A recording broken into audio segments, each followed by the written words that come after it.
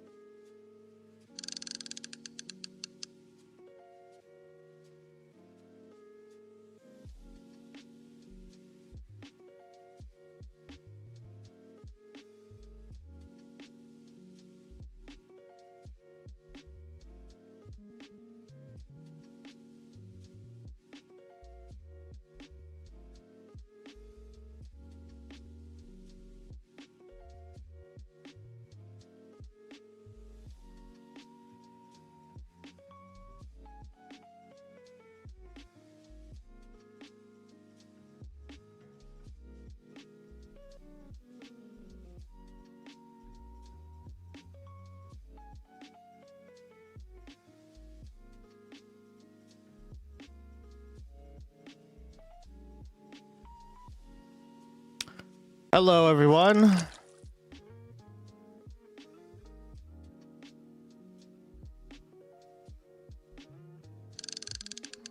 Hey, hey. What's up?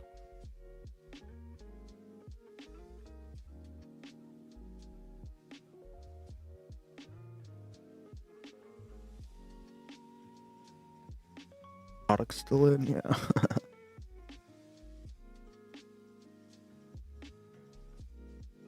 How's everyone doing? Just chilling. How you doing, mate? Oh, excellent. Yeah. Got a lot done already. What is it, 3 a.m. over there now?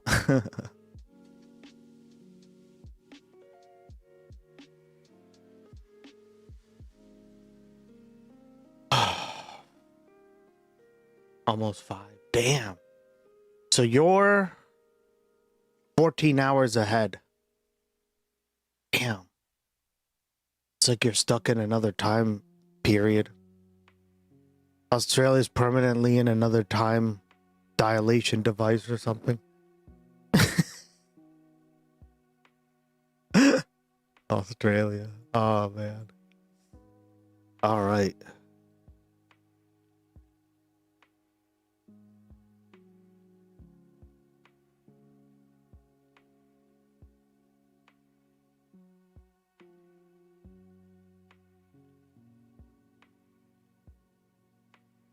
If only being in the future let me win the lotto. Yeah, for real.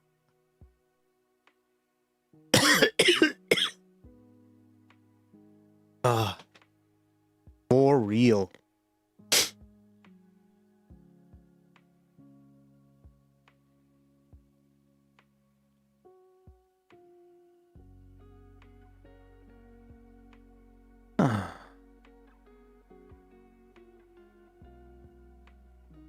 I've noticed there hasn't been that many people on Twitch recently.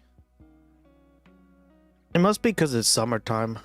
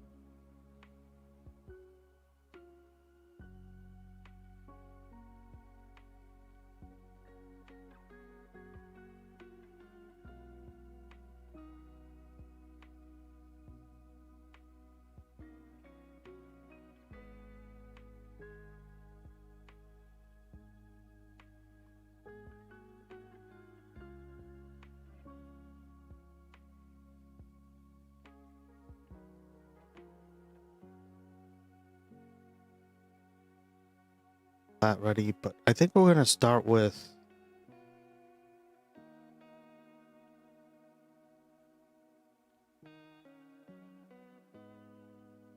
God is going to curse Trump, guys. I heard about this. Oh boy. You mean out of all the things he's done in his life, this is the reason? But let's start off with the world news headlines, right? I think it's good to start off with that.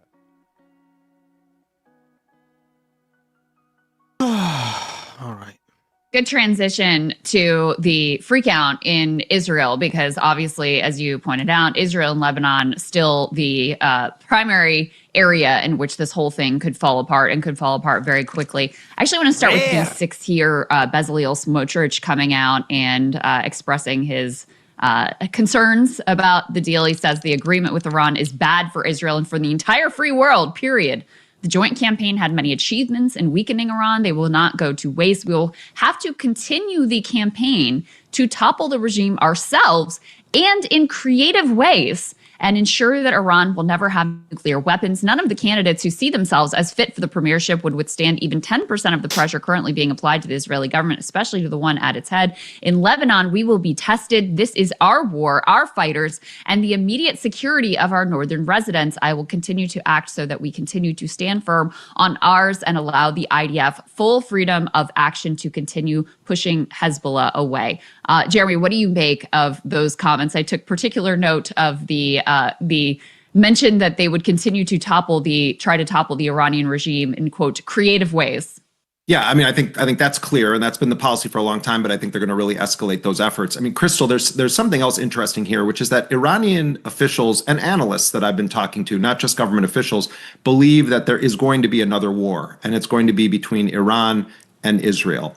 And they said that the focus right now is the issue of decoupling. The Israelis and the United States are trying to decouple Hezbollah from Iran. Trump now has gone in a bit of a different direction because of this reported concession to the Iranians. We'll see how that plays out. And they've enlisted the Lebanese government in this parallel so-called peace process, and they're trying to get the Lebanese army to serve as the kind of domestic enforcer of the campaign to break Hezbollah. And that has all kinds of complicated issues attached to it because of the diversity of Lebanon, the way the system is structured, and the popularity of the resistance right now, particularly among the Shia population of Lebanon. From the Iranian position, and I was told this by an Iranian official in addition to Iranian analysts, the Iranians want to try to accentuate the divisions between the United States and Israel on Lebanon. And they have no illusions that Donald Trump has been this immense backer of these genocidal scorched earth wars. They're clear on that. But they also are very savvy students of American politics, and they understand that there's divisions within the Republican Party. They understand that Israel is increasingly becoming a toxic issue on the right in the United States, that it's going to play a role in the midterm elections, that Netanyahu is going to face re-election, and that he's being attacked from the right, saying you didn't finish these wars, that Hamas still is in power in their section of Gaza, that Hezbollah is still killing Israeli soldiers, including with these very cheaply made FPV drones, that the Iranian government is still firmly in place, and there's actually a Khamenei who is the supreme leader of Iran. And so I do think that it's not just the loonies like Smotrich and Ben-Gvir, but I think the mainstream of Israeli political power wants to continue this war against Lebanon. And the wild card here is what happens when it comes up against Trump's public projections. But at the end of the day, no one trusts the Americans. No one trusts Trump. The Iranians are not stupid. In fact, their delegation often is flush with PhDs when ours is flush with last weekend's golf scores. Right. Let's put B7 up here on the screen. Just to snap! What a burn! Clever. 3 points for Gryffindor. Your point, here we have Yair Lapid. A tough morning for it. This guy's the. I mean, he's right. He's completely right. Like your delegation, right, guys? Your delegation and who you bring is vital to diplomatic negotiations, right? This is something that you learn in international relations and diplomacy, right? Right away. You want people who have like written constitutions, who understand this stuff on like a very fundamental level, right? It depends on what you're trying to achieve, right? Like in this case, we're just trying to end the war, right? You don't need maybe like a constitutional expert, right? But yeah, like you want people with really impressive backgrounds because they tend to be more diplomatic anyway, right? Or they have like a special field that they can like craft a certain kind of like sanction that only targets certain kinds of, right? We've talked about this in the past, and Trump has gotten rid of all that shit, right? Because it's all just loyalty. So it's complete ineptitude now. There is no like actual like talent left.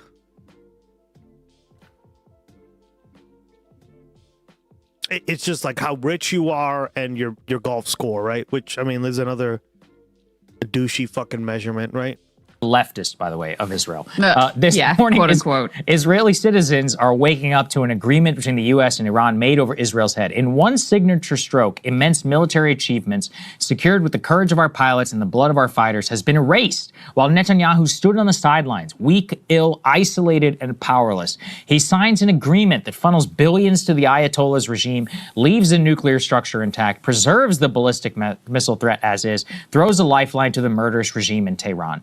This is the culmination of long years of failure. Netanyahu is the man who for years sold the public a false image of Mr. Security and in reality became the father of Israel's greatest strategic failure in history. The man who built the notion of Hamas is an asset, who enabled the flow of Qatari money, who abandoned the diplomatic arena, who dismantled Israel's alliances and left it isolated at the moment of truth. Netanyahu is good for Hamas, he is good for Iran, he is good for Hezbollah, he is not good for Israel. The one who promised total victory ends his tenure with Israel's enemies stronger, Israel weaker, and the deterrence built with the blood of our fighters eroding before our nation. I mean, you could have written that from Ben Gvir or Smotrich too, but it does demonstrate, Jeremy, the level of basic, I guess, bipartisan is what you would call it, you know, with the problem for Bibi Netanyahu inside of Israel at a critical political moment for him. And so how are the Iranians thinking?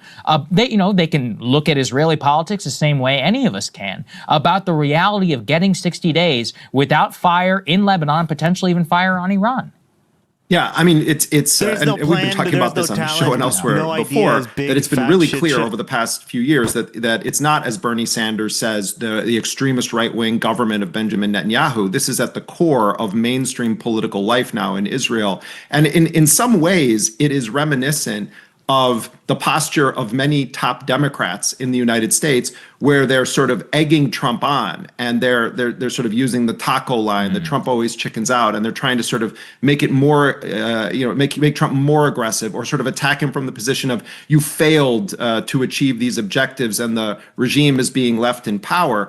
There are ways in which that also is kind of a common dynamic within the institutional Democratic Party, who very much actually wanted a war against Iran, and they were happy to have Trump do it because the odds of it becoming a disaster could be beneficial to the American Democratic Party's political future at the midterm elections. But again, my understanding is that many Iranian officials, many leaders of Hezbollah, do not view this as the potential end of the war. They view it as a phase where the crossroads is going to be how much more deeply does the United States get involved with what is ultimately going to be a war on the part of Iran, Hezbollah, potentially a broader axis of resistance against Israel as the Israelis start to ratchet up their covert operations inside of Iran.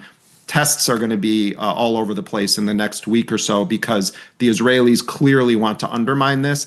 Trump apparently told them he's going to stop this. I doubt it. I think it's going to be really tough. And then the ball is in Iran's court. Do we say no nuclear negotiations unless the scorched earth bombing or siege of Lebanon stops? That really, in a lot of ways, is going to be the massive question looming over this for the coming days. Yeah, as it has been the whole time. Just to give a broader sense of how this is landing with the Israeli public, not just the political class, we can put B3 up on the screen. These were some Telegram comments that were pulled by Middle Eastern analyst Sina Tusi. Among some of the choice quotes here from ordinary Israelis on Telegram: "God will curse Trump. The first war in Israel's history that we lost. We have to admit the facts. Iranians taught America a lesson." I think that's probably true.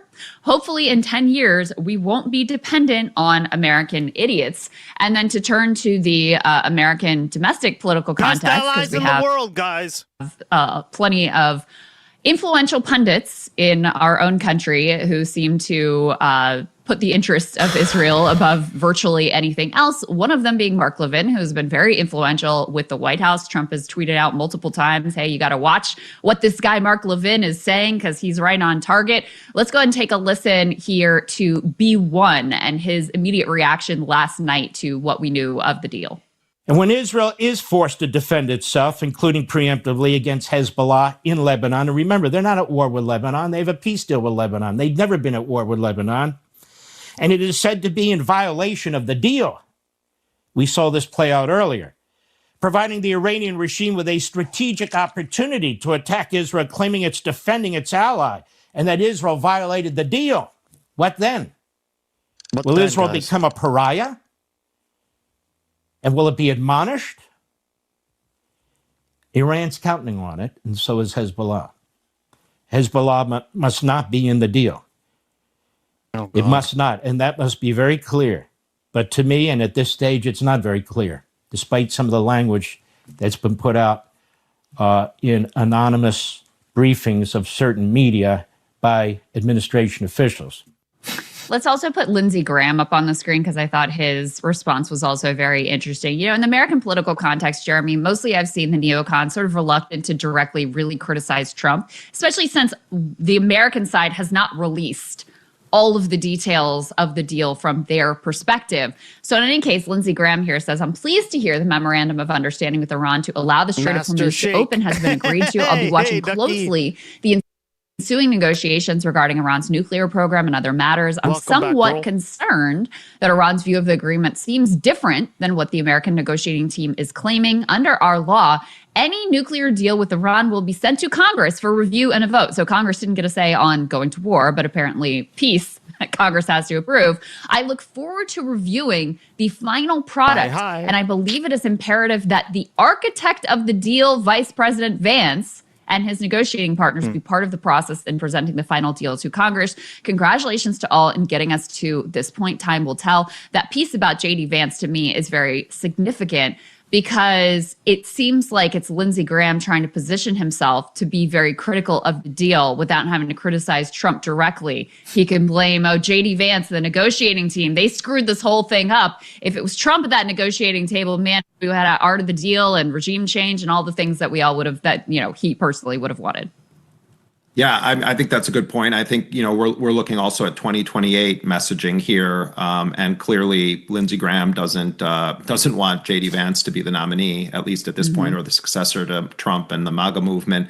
But a couple of interesting details, Crystal. One is on this issue of Iran's ballistic missile program. Trump and others were talking from the beginning that, you know, the Iranian ballistic missile range has to be reduced, that their ballistic missile program has to be eliminated, that their support for their regional allies has to be completely ended, that the nuclear dust is going to be taken by American forces and removed from the country. Now, what are we talking about? Trump is saying, oh, it doesn't actually need to be removed. It can be destroyed in the country. What this is, for people that actually have been following this closely, is Trump is coming around to the position that the Iranians told them was their red line, which is Iran said, we are not going to remove our highly enriched uranium. We are willing to discuss a dilution of it.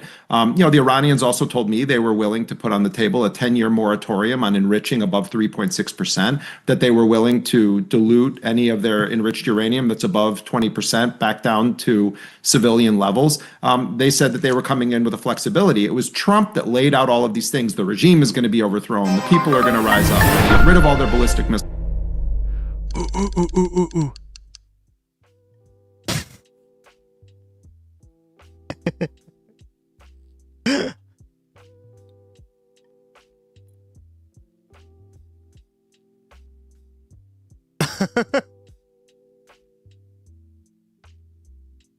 Wow, you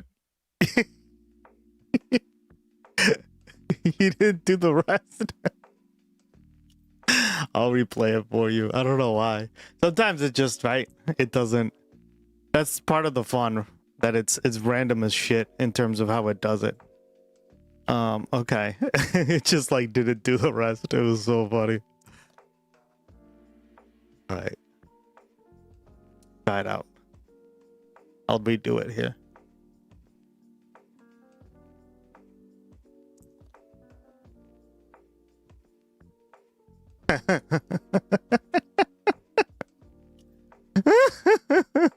I can't believe it. It just did the ooh, ooh, ooh, ooh, ooh. 75 days of shitty sleep, shitty news, but at least I get to do with you all with laughs and some fishing. Aw, Now, where did I thank put my pet you. kangaroo? Oh, thank you. That's so nice. I appreciate it. That means a lot. Yeah, the news has been really hard recently, right, guys? Oh my god. Been really hard. Thank you, PJ. Appreciate it. That was nice. I guess a sleepy gorilla is my spirit animal at the moment. So they're not going to have a drone program anymore. We're going to come in and U.S. soldiers are going to retrieve the nuclear dust. Now what we're talking about is going back to sort of the discussions that were existing as of February 27th, the day before Trump and Netanyahu launched this war. The big scandal here in perpetuity should remain that Donald Trump chose this war, that he did so not only at great economic cost to the world, not only because it humiliated the United States, but also because the deal that he's going to get in the end potentially is going to be worse than the terms the Iranians were putting on the table for the year basically leading up to this war. And really, if we had an actual aggressive Congress where you actually had Republicans willing to take on the president, this is an epic scandal, what has happened, because what we've seen over the past 100 days is a complete and total unnecessary war that was counterproductive, that in the end makes Americans less safe also, because it shows the world that there's this gratuitous violence that the U.S. will just unleash, that Israel seems to be in control of a large portion of our decision making, and that the president of the United States humiliated the highest office in the land and wasn't even able to get a deal that was better than the terms that the other side was putting on the table before you went and launched a 100-day military, economic, and diplomatic war. It's scandalous. Jeremy, one last. Let's just hold that for after the deal's done. Then we can see. Then let's all be honest. After the deal's done, in the interim, he's the greatest president of all. We can say we're very glad that perhaps potentially there is a deal to end this disaster, but that it's been a disaster. But one last question for you, Jeremy. Why did Iran choose to make Lebanon so central and we hear nothing about Gaza? Well, I mean, that's a question that many Palestinians have asked me. I also discussed this the other day with Hassan Ahmadian, who's one of the most well-known Iran analysts. And, you know, the answers that I've been given when I've talked to Iranian officials about this, I just as someone who's really immersed in covering Gaza, I found them to be unsatisfying answers, but I understand them. Iran says that that this is more complicated than Lebanon because the Palestinian factions signed an agreement with Trump and with Israel, that there's a United Nations Security Council resolution that is governing the so-called Board of Peace, that there is a separate track of negotiations that is happening between the Palestinians and the Israelis via the Board of Peace. Yes, the Iranians are watching and they are extremely opposed to this and say that they're in solidarity with the Palestinians of Gaza, but they're saying that it would require an entire separate diplomatic track and that they don't have the leverage to also put Gaza and the war under its umbrella. And one Iranian official said to me, so if we were to start doing this, what do we say about illegal settlements? What do we say about the siege and the forced displacement in the occupied West Bank? It's not that we don't want to do this. It's that in order to do that, it requires a whole other front. And what they're saying is we're going to get to that, but Hezbollah actively entered the war front on March 2nd by attacking Israel in response to the aggression against Iran. And also the myth of Iran being the kind of primary backer of Hamas, it's just false that Iran is somehow some puppet master controlling Hamas. Hamas and Hezbollah have a very different relationship to Iran. I think the Iranians also came to a point where they felt like this was D-Day. And if they didn't draw a red line in defending and having a joint front with Hezbollah and the southern resistance in Lebanon, that they were essentially ceding that territory in perpetuity to the Israelis. The situation with the Palestinians in Gaza is unspeakably horrifying. Just one statistic for you. Israel has killed more Palestinians since the October ceasefire was signed than Israeli civilians that were killed on October 7th. Yeah. Think about that for a moment. The Israelis have killed guys. more Palestinians, approximately 1,000, in Gaza since the ceasefire was signed last October than civilians who died in Israel in the Hamas-led attacks on October 7th, 2023. When you look at that and then you say, oh, we're making a deal with Donald Trump, the world looks very different. So I think that's why everyone's very suspicious about this. That's a really, really important point there. And it is, you know, if anything, it at least dispels this myth that Hamas is 100% Iran controlled, because if it was, then they would be drawing a lot more red lines around that than they did around Lebanon, which genuinely does make a lot of sense. Thank you so much for your analysis and all the work that you guys are doing, Jeremy. We rely on you so totally to actually get the truth about what's going on. And keep us updated on Iran's view of Trump's psychology, because the audience seemed to really appreciate that. All right. Take care. And thank you guys for your continuing great work. Thanks, man. Hey, if you like that video, hit the like button or leave a comment below. It really helps get the show to more people. And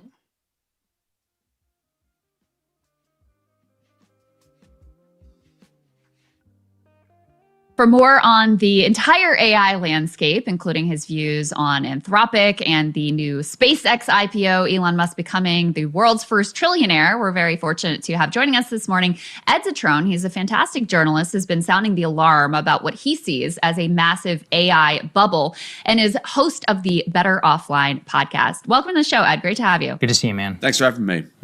Yeah, our pleasure. So we were just discussing the forced basically pulling of Fable 5, which is Anthropic's latest model based on Mythos, which they themselves saw as sort of too dangerous to release to the public. Fable 5 was meant to be Mythos with some guardrails put in place. Apparently, the Amazon CEO went to the Trump administration and said, we figured out some ways to jailbreak this. You should pull it from the public and through an... Yeah, I was going to cover this, but I just don't think this is... With all the other stuff we were talking about, I found it more interesting, but I was actually using Claude to do some work for the stream, and basically, like, right in the middle of me doing the work, it fucking stopped working. And I was like, why has it literally been taken down? Why has it stopped working? And it was because... like the government said, don't do it. Like they told them to stop letting me. So I could have essentially used Claude apparently to do all this terrible stuff, guys. Right? Again, I just felt it was a little too personal, but I'm willing to tell you guys a story because it was funny. I was working on I think the last thing the new Glogimon update I did, that was done. Like part of it was done through the the window is a little bit bigger. Like I was using that software to that AI to basically make it bigger, right? And it just stopped working on me, so I had to do it myself. National Security Directive. So stupid. They effectuated that outcome. Wonder what you make of this whole chain of events and what it says about where AI development is at this point. It was enabling Skynet. So I think the thing to be very... And I was using it for a fucking overlay. Then the government shut them down. But it was all just a ruse. Of course it was, man. Damn it, Gray. Why did you know, man? Welcome back, buddy. How you very been? clear about is that Fable 5, Mythos 5, they are still large language models. No matter how much you gloss them up by saying, oh, they're too scary to release, probably a good sign that they weren't too scary to release is the fact that Anthropic released them. But before Fable 5 came out, Mythos itself had already been spread to 150 organizations in 15 countries. So let's start there. Anywho, it turns out that spending several years selling AI based on fear and saying your stuff is too powerful and you're scared of it, saying it's mysterious and unsettling, someone's going to believe you. Now, I would argue that this is obviously political. They pissed off Hegseth, they pissed off the government, but they're refusing to fix the issue. They're refusing to actually fix the part of Fable 5 that allows you to make it Mythos-esque. That seems to be the long and short of it, but they're also not kissing up to the Trump admin, which is bully for them, I guess. But it's funny because this company sells itself as the safety-minded organization. They don't fix the safety aspect here, or they claim the guardrails are fine and everyone's having too big a hissy fit about this. But the other thing is, Anthropic keeps trying to pretend it's this anti-government, or at least pro-democracy thing, but they were used in the war in Iran. They've been working with the Pentagon for 2 years. they tried politicking a little too close to the sun, for my reckoning. Ed, that's one of the things we wanted to talk to you about is we just laid out, Crystal and I maybe are a little bit more believers that AI, the promises of the technology might be real, but we want to, let you lay out your bear case. I've listened to quite a bit of your content. You really believe that LLMs and AI itself don't develop good code, they don't develop good technology, and that much of this is based on hype. Why don't you just lay out that case and we can interrogate it a little bit? So the last few years, LLMs have been framed as something they are not. They are not autonomous technology. Pretty much everything you use with an LLM is, if it can do anything, it is having to use some deterministic scripts just to knock it into place. But LLMs hallucinate. It's mathematically guaranteed. OpenAI themselves said this, that LLMs will always hallucinate. Now, when that's a fact-based thing, they might authoritatively state something that's wrong. When it's code, they will just code it poorly. They will leave security doors wide open. It will not be stable or functional code, or if it functions, it will not be easy to update for someone in the future. LLMs are a technology that works in some ways for code, but they have been oversold as this kind of panacea for all that ails the tech industry. They are the new software as a service. They're the new consumer software. They're the new search. They're the new this, that, and the other. In reality, LLMs are inherently limited. They can only do so much. Coding is the thing that they can do to an extent. Yes.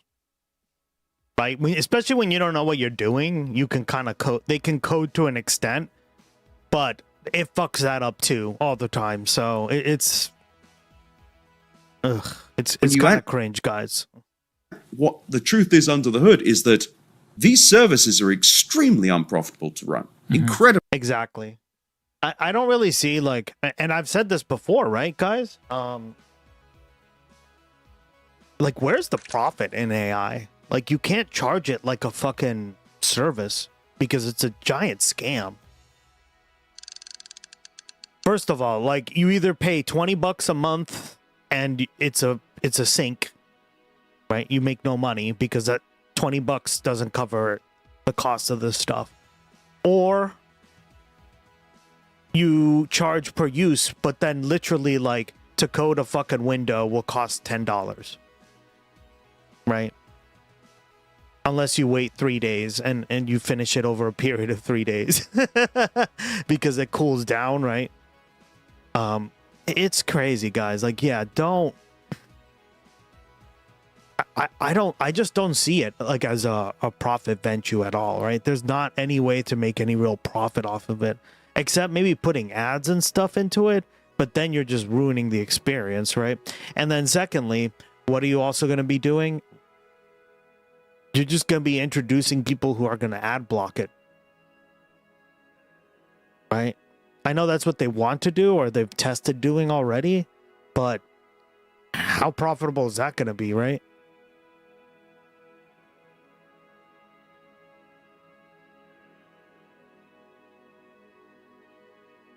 So, which means that I think when we eventually know the whole cost, when we see the S1s, when someone leaks the financials somewhere, I don't know who that would be, you will see that these companies are spending probably the equivalent of just hiring a person to make a mediocre copy and barely functioning copy in many cases of what a human being could do specifically in code, because everywhere else, LLMs don't replace people. They don't even replace them as coders because there's much more software engineering than just code. If I could block Skynet, I'd be down. Long story short is that... Yeah, I've honestly been using Gloggy more than any of these other services whenever I have to use AI, right? Look at the way that these things have been marketed for the last 3 years and tell me, does the thing that's being marketed match up with what they can actually do? And the answer is no, because if they actually just talk to what they could do, they would have to admit that AI is relatively normal, boring, and extremely unsustainable and unprofitable software. So I think what they would say is that AI cannot do all the things that have been promised yet. But we do see, I mean, this is a genuine, progression in terms of technological capability. And I'm far from, the people who have used this to like code extensively to be deep in the details of what it can do and what it can't do. Certainly it hallucinates, although the hallucinations have been diminished. But it's very able to go in and do a lot of what is, entry level type work, spreadsheet jockeying type work, take a big data set, analyze it, put it in some sort of comprehensible format. Oh yeah, it's good at that too. I will say that. Say if you have like a list of stuff you can't like just make yourself because it would be very repetitive. You just like copy it from the website and you say, hey, paste this and make it into a clean list. And it does a pretty good job at that. Right. So again, it's like very basic stuff to somewhat complicated stuff, but it doesn't do the complicated stuff well consistently, right? You have to be there for many hours, and I mean, who has the time for that? Fuck that. It does that relatively well. It obviously does the coding relatively well. Yeah. We're now getting into the era of agentic AI that can actually go out and do stuff in the world. The proponents argue that that is a significant development forward. And then in terms of just sort of regurgitating pre-existing human knowledge, you did recently have AI solve, for example, a mathematical problem that humans had been unable to solve and trying to solve for 80 years. So I do think that there is some significant technological progress here that may not live up to all the hype of we're going to replace every human, all human endeavors and all human labor within the next 5 years. But certainly seems that it will be disruptive and is already being disruptive in some significant ways. I'm going to start at the beginning of that. The spreadsheet jockeying doesn't always work. It's actually quite unreliable with financial models. It regularly, I have tried this because I wanted to make sure that that was the case. They will hallucinate cells that are not there. They will spit out stuff that just involves data you That's bad. didn't enter. I haven't tried it for that. So Sure, it might work at some point in some way, but what use is that if you end up building a financial model that you rely upon? With coding as well, it can do that very well, meaning what? Because across all of these organizations right now, everyone in the large enterprise space is having to pay token-based billing, so the actual cost of AI.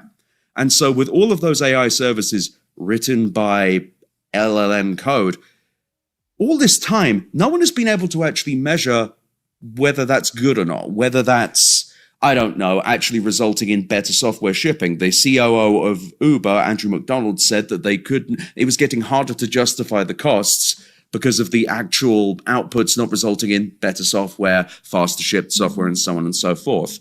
And also agentic coding going out and doing stuff.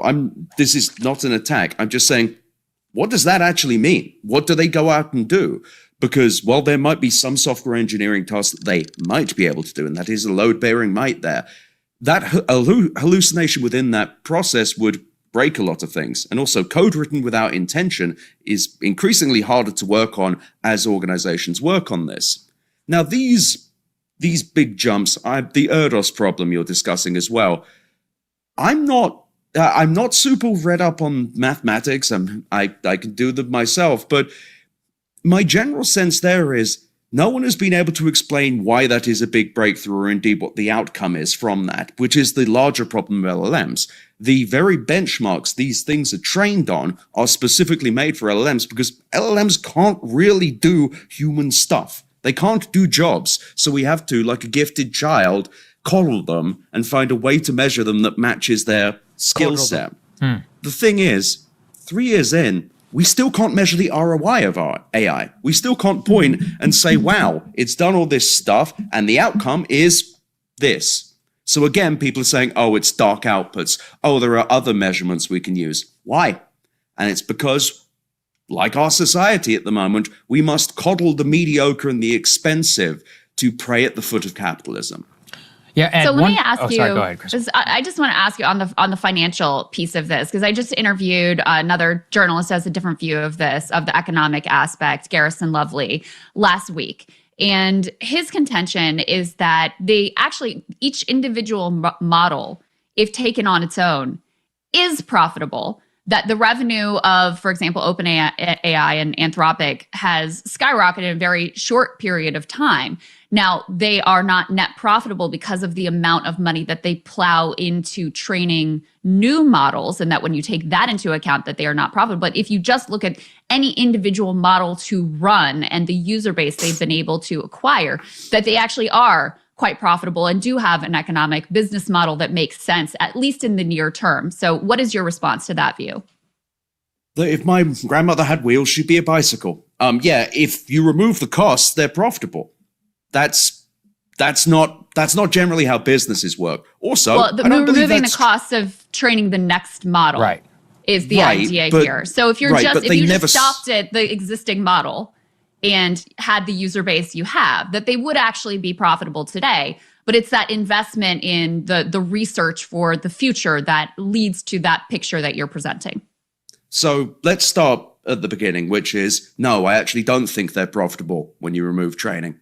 I think when you have sales and marketing, when you have all the other costs, I think you'll find the OpenAI and Anthropic are not profitable with training removed. Also, and we should say, since they're not public, we don't have a total complete financial picture, which I think is important to add to this conversation. Yeah. Sure. But really key point here, though. Training is not just pre-training. Training is not just feeding stuff into it. They have to constantly train these models. Even the ones that are out must be post-trained because there's something called model drift, which sounds kind of sinister, but what it means is any machine learning model that is left in a vacuum will stop being able to respond to human inputs because human inputs are based on experience in the real world that is constantly changing, but AI models stay the same. So they have to continually post-train them. On top of that, yeah, I noticed that too. Like it would give you really old information. Like, hey, go to settings and then do this. And then there would be no button in the settings that told you what they just said, right?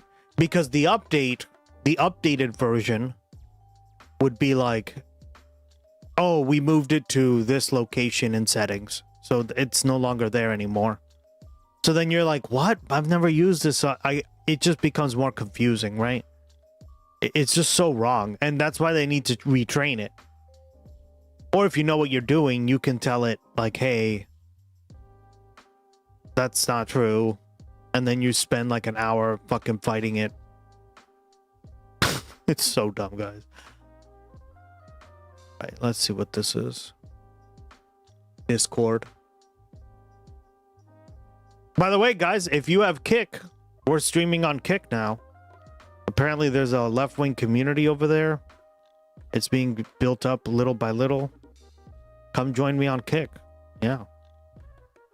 We already got 2 people watching. Pretty good. Okay. I don't mind. I know it's pretty much right-wingers over there, but I've been told a lot of good things. Yeah, I know. Oh, well, so I'm glad you're standing there. Do you agree? Yeah. But you know what I mean? If my grandmother had wheels, she would have been a bike. You know, what, you know,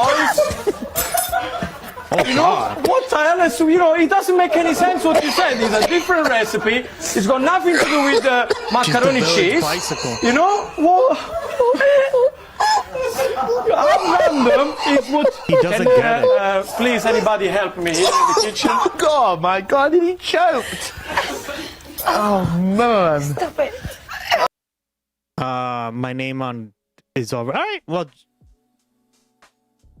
cool. Yeah, we only need to stream 5 hours over there, which I can do that in a day, guys. I stream for way longer than that.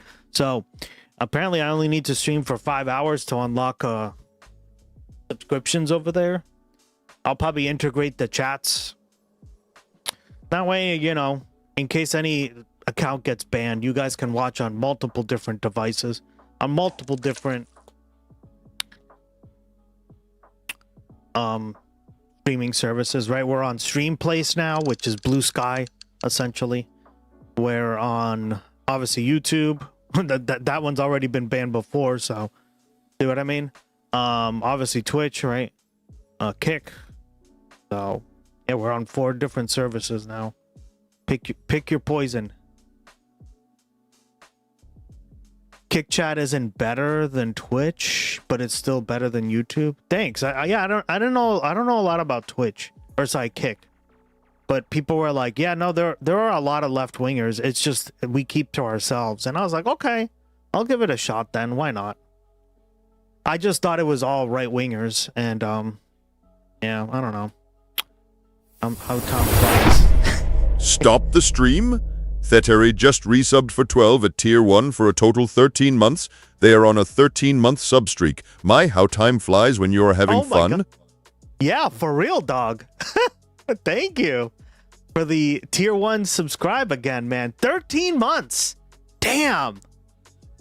It's been over a year, man. Oh, man. I remember when you started following. That's crazy. My goat. Thank you so much. I'm honored. Thank you for resubbing. Oh, I love it. Thank you, man. Shout out to the Terry. I like the emotes over there, and I do like the green. I'm not a big fan of green, but I've grown to like it because a certain person is green in the chat. Guys, a certain character in the chat is green. Who could that be? Oh. Yeah, I don't know. I've never been a big green fan, but it's starting to grow on me. I like red more. I used to like blue. Baker's dozen.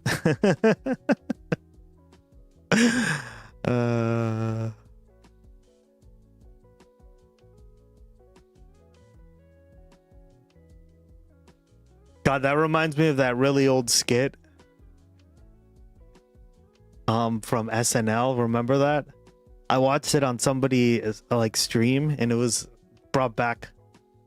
Oh man, that fucking song. This one, hold on.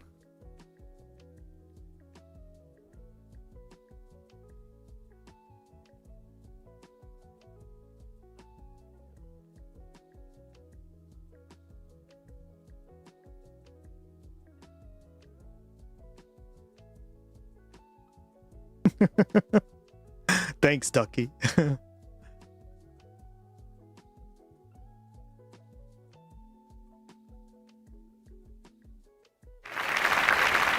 All right. Hey, Gianluca, how you doing, buddy? Good to see you again. All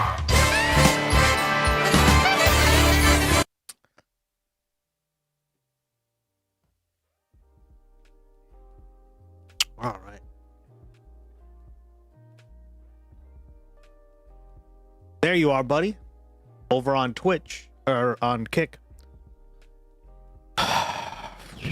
Yeah, we're trying to get our it's pretty easy to do. All you have to do is stream 5 hours, Gianluca.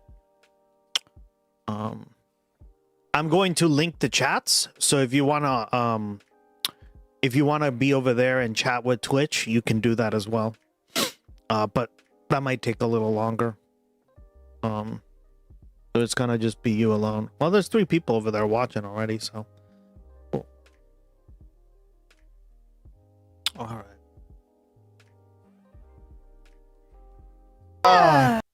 Too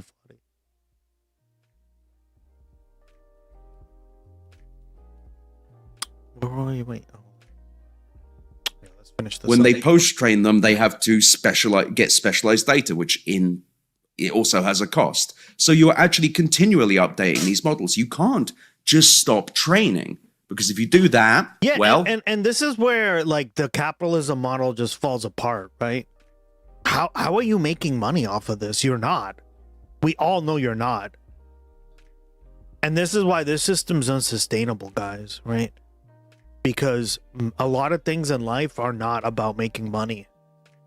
And that's all it really cares about, right? Neoliberalism, and especially capitalism, but neoliberalism even more, right? Because there's a pressure to do everything productively and to do everything with money involved, right? Like even down to streaming and all this stuff, everything involves money, right?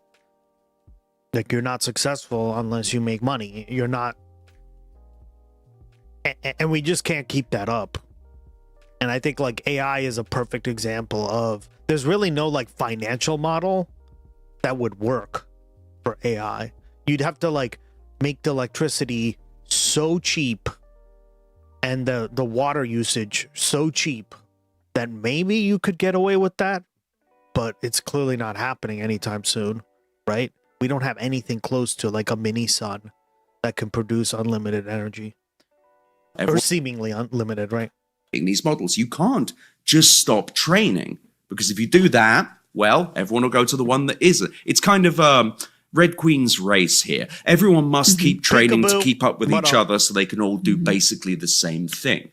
So in the end, training is an inherent cost. Training is probably the greatest con. That word, training, is the greatest con, because it's a word that's meant to make you, when you hear that, your brain's meant to go, oh yeah, that's going to go away one day. Oh, they don't need to do that. No. Training is as essential a cost as inference, which is the creation of the outputs. So I think the AI industry wants to have this kind of fanciful thing of just don't worry about the training. Don't worry about the training. Training's not a big deal. Training is as much part of it as any other cost of goods sold. It should not be. We need financial regulation of AI companies, not for the models, but for the way. Also, Gloggy has an account over there too, because he also obviously has to get used.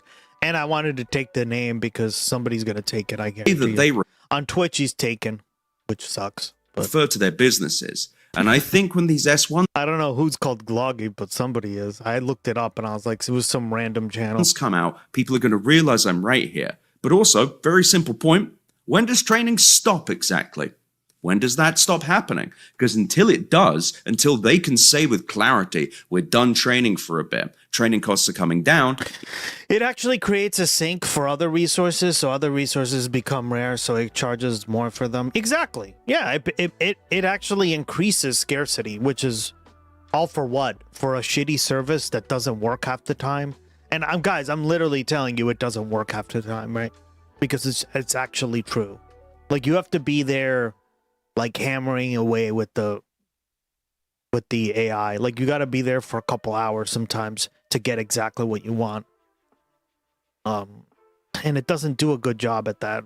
Like, if it's a huge time bomb, man. And all for what? So you can get one result out of like 1,000 tries. Yeah. It may as well be a cost of goods sold. Yeah! But they want you to remove that cost. Because congrats. Look at that. A silver tarpon. When that cost is there, they are so unprofitable. They are basically insolvent when you continue training at this scale. But they want everyone to ignore that, because that's the only way for these companies to be profitable is to literally remove costs. So, Ed, this is where we have to loop in SpaceX, because a lot of what you just laid out would apply to SpaceX. I believe that their market valuation is based on sales, not on earnings. Very untraditional ways of valuing. We have D2 that we can put up here on the screen. SpaceX is now literally the 6th largest U.S. public company at its current valuation, or at least it was at market close on Friday. Their S1 came out. We saw how much money they make versus their sales, but you know, they had 22 pages, I believe, of pictures of rockets and some promises of AI, and they got a $2 trillion valuation. Why will that not apply to Anthropic and OpenAI with very similar promises? If anything, honestly, maybe even a better product, in terms of what they're actually selling here. So does that challenge, their forthcoming IPOs of when we see their S1s that it's all going to fall apart? That didn't happen to SpaceX. So, not a big fan of Elon Musk personally, don't like him, but he is a better salesperson than Dario Amodei or Sam Altman. Okay. He is also dependent on Anthropic, who is a customer. SpaceX built this massive, massive data center with all these these horrible gas turbines, gassing local neighborhoods. But nevertheless, they built all these data centers, claimed they'd use them for Grok AI, then sold access to them to Anthropic, turning them into one of the larger AI compute providers. Except that deal has a 90-day out, and Anthropic can leave it at any time. Putting all that aside, SpaceX is like several companies stapled together. You've got Starlink Internet, you've got the rocket business, you've got the CSAM generator, XAI. Like, you've got all of these different businesses hammered together. And then you have, of course, the fact that it's Musk. It's the Elon Musk industrial complex where Goldman Sachs, JP Morgan are so inherently corrupt that I think I saw one of them claiming the AI revenue would increase by 300x.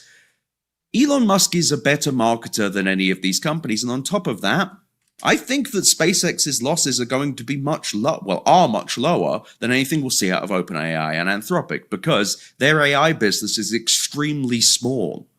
Grok does not have that many customers. The biggest costs are buying these GPUs. The biggest costs are the former training runs of Grok, the model. I don't even know how long they're going to... like you have to buy like, what is it? $4,000 to $6,000, sometimes $10,000 GPUs. And you need multiple ones for AI to work like efficiently. Stick around with Grok. Crazy, right, guys? Like the scarcity that AI is producing is so nuts. At this point, as Gray put, a lot of the people have left there. There are stories about it. Nevertheless, like down to the point where, like one of the RAM manufacturers just like left the market to go only work for like only provide sources for RAM for AI companies. Which what is that going to do? There's only 3 in the whole world, right? That's going to increase the cost of everything.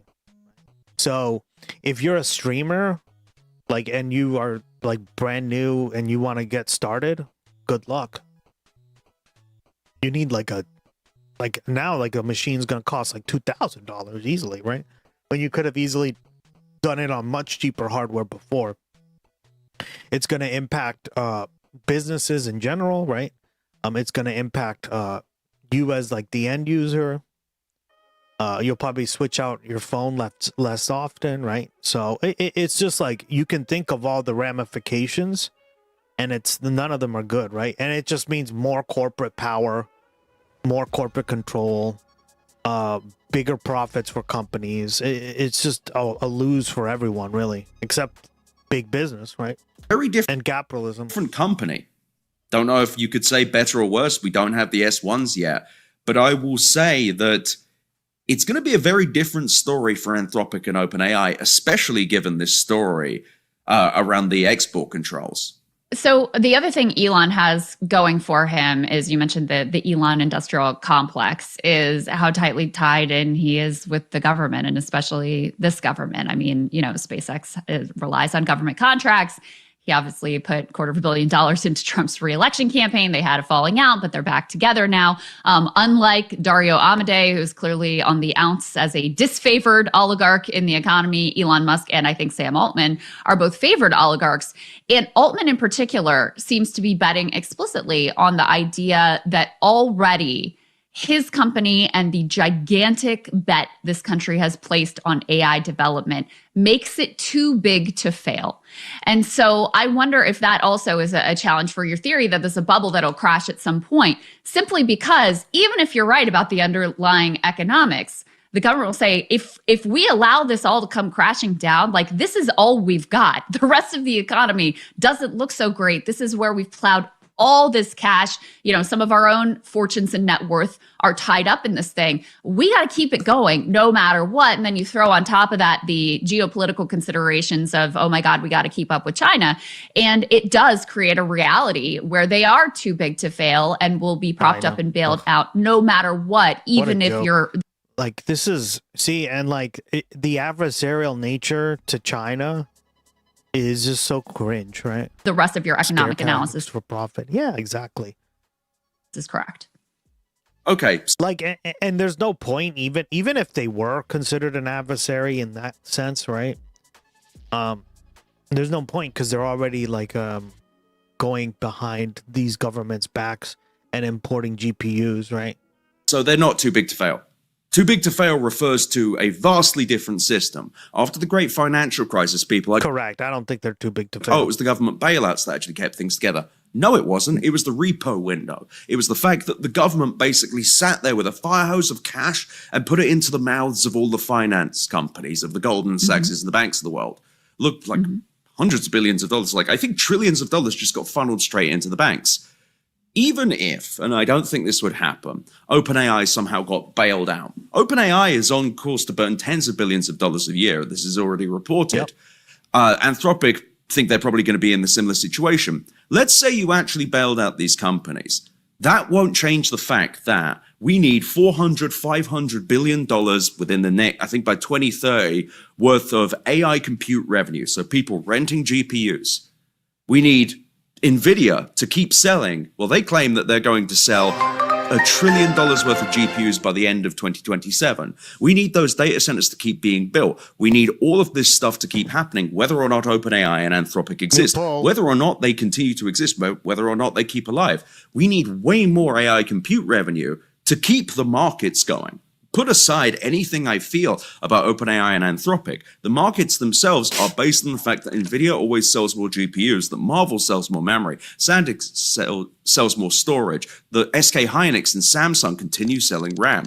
These things can only happen with a near unlimited amount of money that is unrelated to OpenAI and Anthropic. OpenAI and Anthropic as well, they don't buy enough compute, and they buy more than anyone else in the world to sustain the semiconductor rally that is actually holding up the markets. The markets are not held up on AI revenues. None of this is. It's held up on hype, specious hype, but also the largest infrastructural build out in history that they're claiming they're going to keep doing for years. They're going, at this rate, they're going to spend $5 trillion by the end of 2030. No too big to fail situation changes that at all. And the thing is, here's a fun one for you. You'll like this one. Let's say OpenAI dies, or even OpenAI just has trouble and can't get $70 billion a year. They will be unable to pay Oracle for the compute that mad Larry Ellison has been building. Larry Ellison needs $70 billion or more for all of those Stargate data centers to actually be worth it. If that doesn't happen, the value of Oracle's stock crashes and he gets margin called, and suddenly Larry Ellison isn't a billionaire anymore. While you might bail out Oracle, you can't bail out the price of a stock. Right. There are so many different bits here that are not just, it's too big to fail doesn't even apply, because too big to fail isn't relevant here. The whole too big to fail situation in 2008 was that the modern banking system was built on commercial paper loans. We don't have that here. We just have a bunch of messy people burning the most money ever on something that does not reconcile with reality and building hundreds of billions of dollars worth of data centers for AI compute demand that does not exist. It doesn't matter if OpenAI or Anthropic survives. We need 2 or 3 more Anthropic and OpenAI sized companies on top of everything right now to substantiate the data centers being built. Okay. I also don't think they'll bail out anyone, but that's just my personal belief. Last question then, Ed. So what's the logical conclusion of what you're saying? Are you short? Is this going to be the greatest bust in history? What do you think? I'm not sure anything. Yeah. I'm long humans. And I think the thing to remember here is that this is all of a symptom of a greater problem, which is that the tech industry is out of hypergrowth ideas. There is no smartphone. There's no new app store, no new cloud computing. Generative AI was meant to be the next thing, the thing that brought Google to a $10 trillion market cap, the thing that was meant to replace Google search for them or add on to Google search. Everyone has been looking for the next big thing, the next new startup that could be worth $1 trillion or $2 trillion or $3 trillion, the next generation of those. Because the tech industry has no more big ideas, because the tech industry does not have the next smartphone, they have sunk more. Well, and why is this? It's because a lot of the innovation has been bought up, shelved,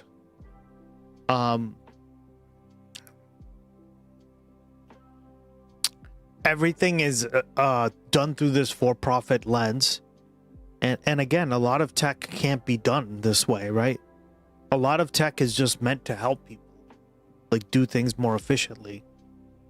Right? So when you add like subscription models, payment methods, and all this other crap, it just makes everything less useful, and then adoption rates become smaller, right? So yeah, like the reason everyone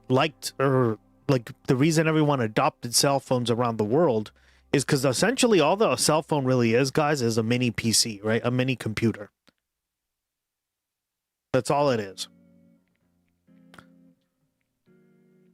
Right, with a lightweight operating system. So I mean, even Steve Jobs was like, I don't know if you've ever seen it, but the original iPhone, announcement was said in a way where he was like, it's desktop class application. And I mean, what is that even true? I don't think so, right? But the way he said it made it sound really amazing because, like, at the time, you were running like smartphones, like, well, there were no smartphones. It was all like flip phones, right? And you were running them off like a little, like a barely like a GUI, like a graphical user interface, and you could barely even do anything with that phone, right? More money than anything into this. So everything we're seeing is not coming from a place of innovation. It's just crazy how AI is so intertwined with politics in today's world, right? Like, I think it's like a reflection of where we are as a society. All the stuff that we have to talk about with AI, right? Building the future. It's a sign that the rot economy, the growth at all costs capitalist system, has finally reached kind of its end. And the way this falls apart will be gruesome because it's not just the AI bubble bursting that's the problem. It's the fact that there's nothing left for them to sell. No new business line that could enhance their businesses. The Microsofts, Googles, Amazons, Metas of the world. They don't have a next step. And when the markets realize that, I think there will be a fundamental revaluation of the tech industry writ large. And I think venture capital may break, probably permanently. Ed, do you have a sense of, do you have a guess on timing or what could trigger that bubble pop? I know it's a very difficult question. Oh, it's going to be difficult. I think that if anything comes out about, say, OpenAI or Anthropic's finances in the next few months, I think that could really spook people. I think by the end of the year is possible. It's just that their wacky stuff keeps happening, so it's hard to say, but it's hard to see this going on another year. It's just hard to see. We are reaching the most ridiculous heights of this story. And I mean, it's going to be horrible for everyone involved. Well, yeah. What's the saying? It's Indeed. like markets can stay irrational longer than you can be solvent. You can stay solvent. So let's all remember that for the retail day traders who are watching this. Ed, really enjoy your perspective, man. Just appreciate it. Everybody go subscribe to his YouTube channel as well. Thank you. And the newsletter. Right. And the Cheers. newsletter. All right. Welcome to Democracy Now!, democracynow.org, the War and Peace Report. I'm Amy Goodman. Officials in Tehran say they've reached a memorandum of understanding with the United States to end fighting on all fronts in a preliminary peace deal to be signed next Friday. Iran's deputy foreign minister said on Iranian television that the agreement includes a ceasefire in Lebanon, where Israeli forces occupy about a fifth of Lebanese territory and continue to Ceasefire in Lebanon. Israel ceasefire? What? launch air Like, what a joke. Does anyone believe there's going to be a ceasefire in Lebanon? strikes. The deal extends the ceasefire by 60 days, creating a window for negotiations on other issues, including the future of Iran's nuclear program and the lifting of U.S. sanctions. On That Sunday, could never be them. Yeah, exactly. Well said. President Trump wrote on his Truth Social platform, quote, I hereby fully authorize the toll-free opening of the Strait of Hormuz and simultaneously herewith authorize the immediate removal of the United States naval blockade, unquote. Trump went on to write, quote, ships of the world, start your engines, let the oil flow, unquote. After headlines, we'll get the latest on negotiations to end the U.S.-Israeli war on Iran. We'll speak with Jeremy Scahill of Dropsite News. In Lebanon, Israeli strikes on Beirut's southern suburbs killed at least 3 people and wounded 15 others Sunday. Witnesses said 2 missiles slammed into an apartment building, causing severe damage to nearby homes and businesses in what Israel's military claim was a precise strike on a Hezbollah command center. We stayed here and didn't flee throughout the whole year. We are not afraid. We will not leave our home no matter what happens. But today we didn't expect this targeting to happen. The children have been terrified, naturally. We will never leave, and whatever happens, happens. Israeli Prime Minister Benjamin Netanyahu said the bombings came in response to Hezbollah attacks on northern Israel. That drew a rare public rebuke from President Trump, who wrote on social media the attack, quote, should not have happened, particularly on a special day when we're so close to a peace deal with Iran, unquote. Meanwhile, Israel's defense minister, Israel Katz, has promised his forces will remain deployed in southern Lebanon, parts of Syria, and much of the Gaza Strip indefinitely. In Gaza, Israel continues to carry out deadly attacks on Palestinians despite the U.S.-brokered so-called ceasefire signed by Israel in October. Earlier today, a Palestinian woman was killed in an Israeli strike in the central Gaza Strip that followed the killings of at least 6 Palestinians Sunday and 3 on Saturday. The Palestinian Health Ministry reports the confirmed total death toll in Gaza since October 7, 2023, has surpassed 73,000 people. Nearly 175,000 injuries have been reported. In Britain, 4 Palestine Action activists have been sentenced as terrorists over their involvement in a 2024 protest and raid on a factory operated by one of Israel's largest arms manufacturers, Elbit. This is the first time in Britain a judge has issued terrorism sentencing enhancements on people who are not actually convicted of terrorism. In May, the 4 activists were found guilty of smashing up Elbit military equipment. Their prison sentences range from 4 to over 7 years. They must also legally register to a law enforcement terrorist surveillance system for 15 years following their release from prison. Palestine Action co-founder Huda Amari told Novara Media in response, quote, "This is the first case and therefore the test case for trying to convict activists as terrorists using a manipulated court process," unquote. In Ukraine, 5 people were killed in the city of Kharkiv after Russia launched an apparent double-tap strike on medical workers who rushed to put out the flames from an earlier attack. Separate Russian strikes in Zaporizhzhia and Sumy left 2 dead and several others wounded. Among those killed was a 73-year-old woman whose car was struck by a Russian drone. Russia also launched its largest strikes on Kyiv in weeks, killing 4 people, wounding more than 20 others. The attack seriously damaged the historic Kyiv-Pechersk-Lavra Monastery, a nearly 1,000-year-old symbol of Ukrainian cultural identity and a UNESCO World Heritage Site. Meanwhile, Ukraine launched large-scale drone attacks targeting Russian industrial sites. The governor of Russia's Tula region says a Ukrainian drone attack killed 3 civilians while leaving 3 others injured, including a 1-year-old child. On Sunday, Ukrainian President Volodymyr Zelensky said he'd spoken to President Trump about efforts to end the conflict ahead of this week's G7 summit. In Afghanistan, at least 2 people were reported killed after Taliban police officers opened fire on crowds that had gathered to protest the detention of over 24 women accused of violating a strict dress code in the western city of Herat, according to the UN. Protests are extremely rare in Afghanistan since the Taliban took back control in 2021 following the U.S. and NATO occupation, imposing draconian measures, including a ban on women and girls accessing education and employment.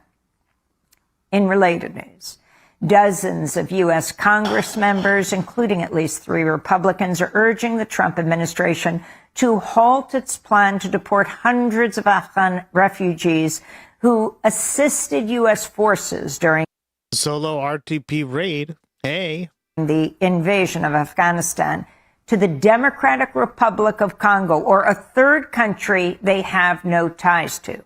More than 1,000 Afghan refugees, many of whom served as U.S. interpreters, have been stranded in Qatar for over a year since Trump officials halted their resettlement to the U.S. after they were evacuated from Afghanistan. The group includes over 400 children and family of U.S. service members. The Trump administration announced Friday a U.S. strike inside Venezuela had killed alleged leader of the Tren de Aragua gang. The attack was done in coordination with Venezuela's interim government, which came to power after the U.S. abduction of Venezuelan President Nicolas Maduro and his wife. President Trump said on social media, U.S. forces, quote, delivered a swift and lethal kinetic strike. And And this does absolutely nothing, by the way. Strike to This is going to accomplish nothing. successfully execute, unquote, the accused leader known as Nino Guerrero. Trump's Justice Department last year charged Guerrero with multiple federal crimes, including facilitating acts of terrorism. This comes as the Trump administration continues to attack boats off the Caribbean and Eastern Pacific, claiming without evidence the vessels are linked to drug trafficking. Over 200 people have been killed as the strikes are widely... Yep. And remember, guys, we learned that many of these boats actually had human trafficking victims on them. So they literally killed victims of human trafficking. Which is probably why you don't just blow them up, right? Because there could be innocent people. You see this all the time in movies, right? Like, oh, Batman's trying to go in here, but he doesn't want to go guns blazing, as they say. Why? Because they're being held hostage. Can you imagine, like, him just going in there and being like, fuck it, I'm gonna go in there anyway. And just, like, everyone gets murdered, and he's like, but I defeated them. Completely ineffective, right? Terrorism label is so watered down. Well, it's watered down, which is, in a way, it's good, right? Because it's also very dehumanizing, right? It's a way of trying to get somebody, of trying to justify illegal actions against somebody or a group just because they are labeled a terrorist, right? That's why Trump wants to label so many people on the left, anyone on the left really, as a terrorist, right? Domestic terrorism. As illegal. It's crazy. Brian Absolutely Finucane nuts. of the... Welcome to the stream. Cass the Dreamer. It's weird. It, like, your name gets cut off. So I thought your name was Cass the Dream with an E, and then I was like, oh, I see the R. International Crisis Group said Guerrero's reported execution came as part of, quote, more lawless, performative killing by the Trump administration. Finucane added, quote, outside of armed conflict, premeditated killing... With the hard R. Jesus. ...is referred to as murder. That's what she said. The Trump administration's... I don't have anything funny to say. Oh, no. It's depression, Josephus. Not doubting Josephus. Oh. God damn it, dog. I'm still waiting for my daily message about Comcast and our free pants and shirts. Ooh, doubting Josephus just got a 75-day stream streak. www.what it. I don't have anything funny to say. Cheer 100. Ladies and gentlemen, we are all domestic terrorists. Uh-huh. Bingo. That's what I was trying to say. Congratulations. You are now a terrorist. After delivery of about 250,000... What a joke. What a joke. Give me the money. Give me the money. Okay?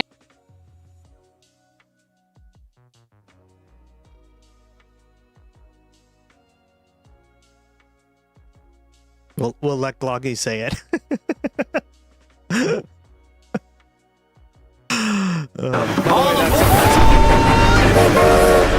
Z, the quick brown fox jumps over the lazy dog. Woo-hoo!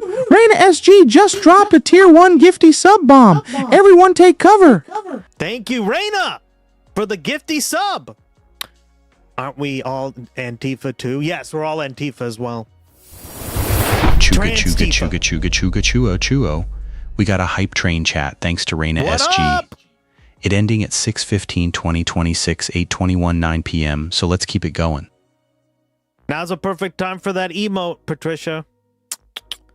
Cast the Dreamer got gifted a gifty sub. Now you get our awesome emotes, an ad-free experience, and yeah, you get a bunch of points as well. You can play our games in the chat. We have a lot of really fun games we're working on. As you can see, we have a fishing game, a Glogimon game. We got a bunch of stuff. Barrels of gasoline and diesel to Cuba.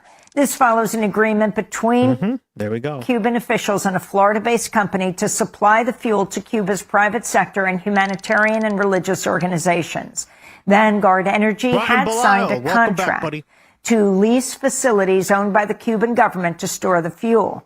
But the Trump administration intervened, saying the company had not received proper approval.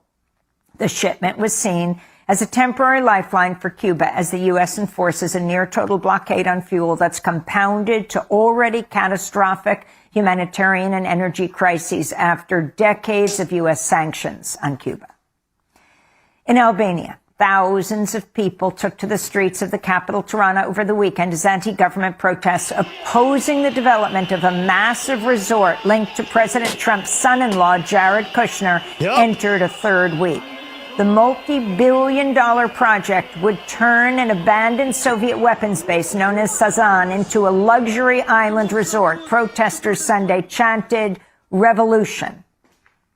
Oh, shoot. About the corruption, and of course, this is just the first moment. The youth in here is just raised. A lot of people don't know this, but Albania, I believe it's the biggest. It's the biggest Muslim country in Europe. Right, the vast majority of Albanians are Muslim. It's just a different sect of Islam. Like it's a more like secular Islam. So it often doesn't get ever included in these. Oh, look at the middle right. Which is ironic because it's like, well, Albania is a Muslim country, and look, right. Against this just some extra info for you guys there. This politics, it's not just the current government in general. So Albania never left communism. Now this is the chance, and that's why we're here. On Saturday, about 200 protesters tore down metal and razor wire fences surrounding the luxury development site on the Adriatic coast. Hell yeah, brothers and sisters. Meanwhile, calls are growing for the resignation of the Albanian. Thank you, Gus. Yeah. It's because of the Ottoman influence, right? I think the Ottoman Empire ruled them for 300 or 400 years, and they actively tried to like convert a lot of them. And yeah, like if you look it up, I always use that as like a debate point whenever I'm debating like stupid rightoids who don't know what the fuck they're talking about, because it's just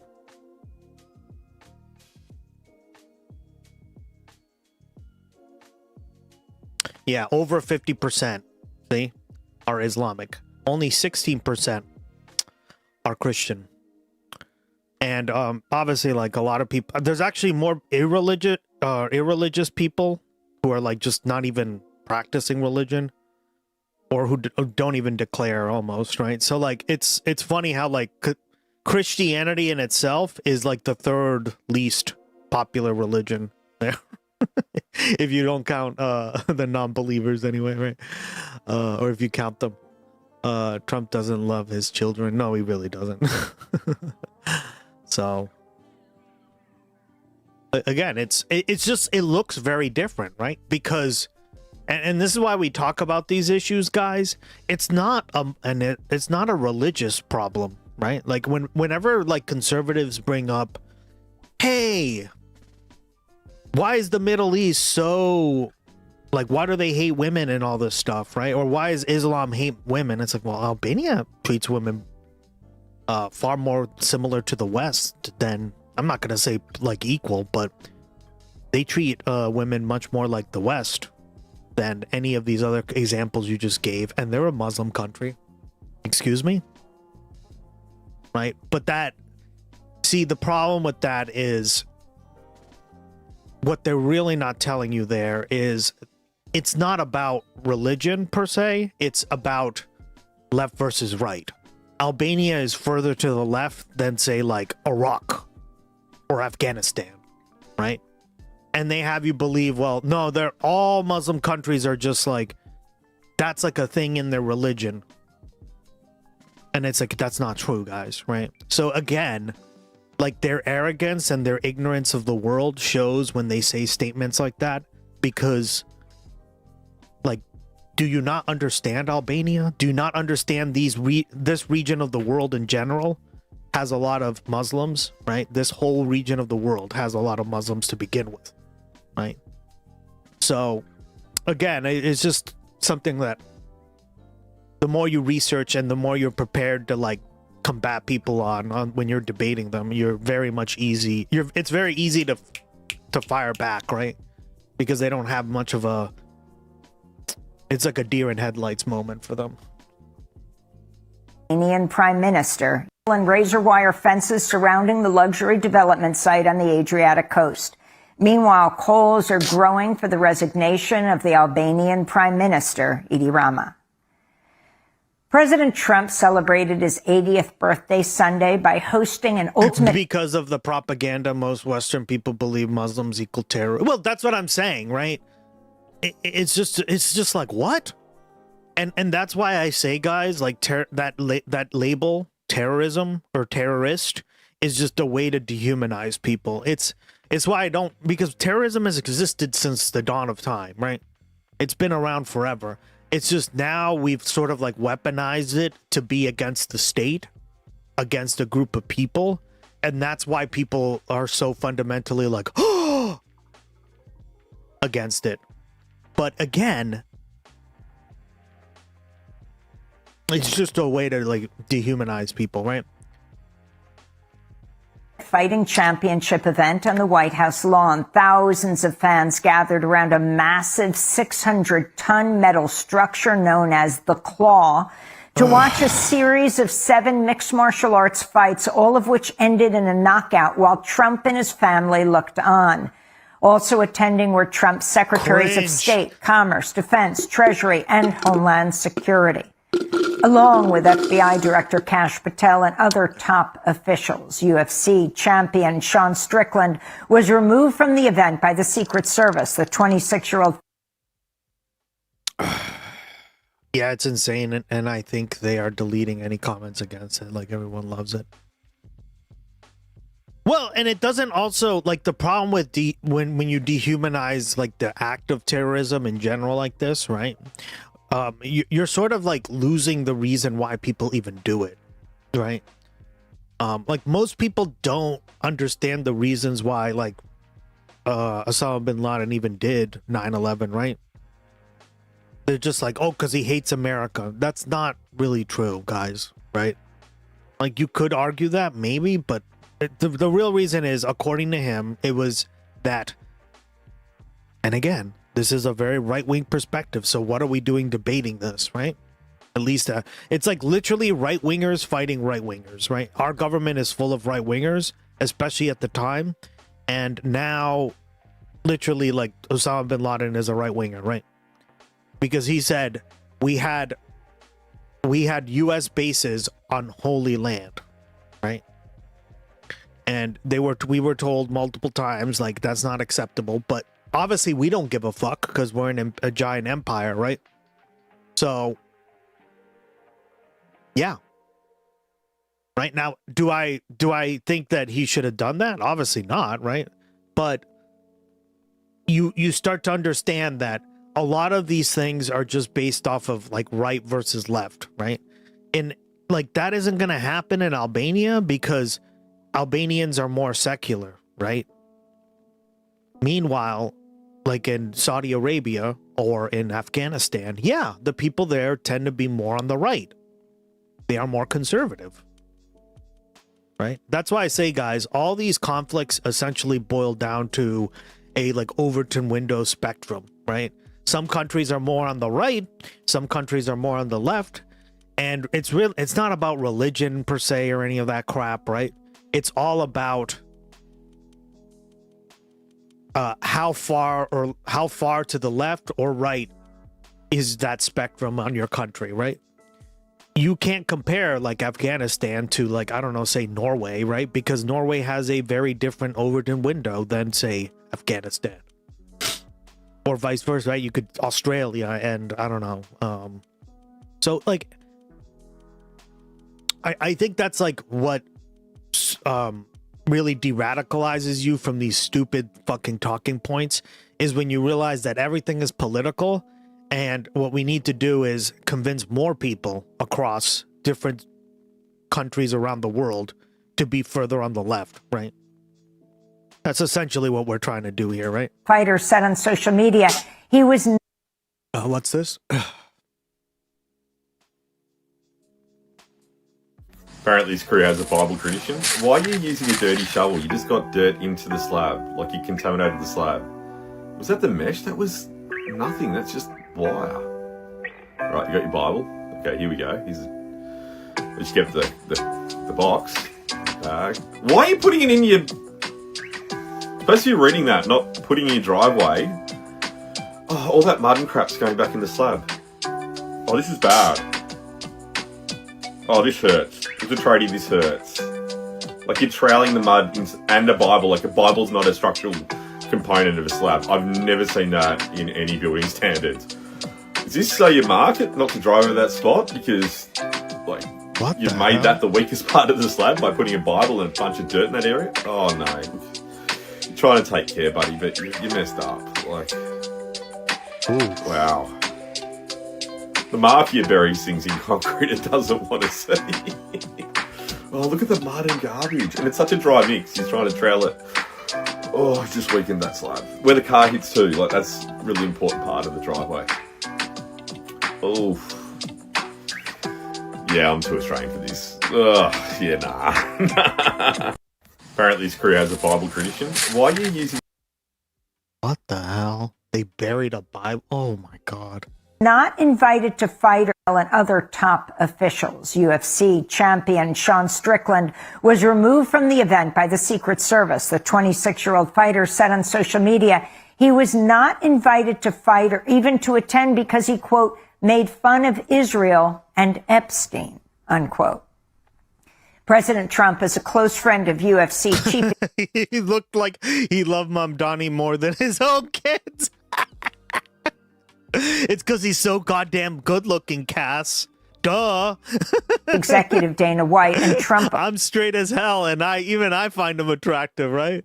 Like, I see why women find some men attractive, right? Objectively, yeah. I think, like, if you don't, as like even a straight male, like you or like, I think women have a much better sense of this, right? They know when like a woman's attractive, but I think everyone's like on a spectrum, right? Yeah, for sure. Like there is no straight, like gay, like, or like we're all on like a spectrum, right? Mamdani is a Rizzler for real, right? It's like when we watch those JFK documentaries. What did I keep saying? I was like, God damn it, guys, he's so good looking. The Riz was coming through 80 years later or whatever the fuck, right? And the UFC's parent howdy, Gustx. How you doing?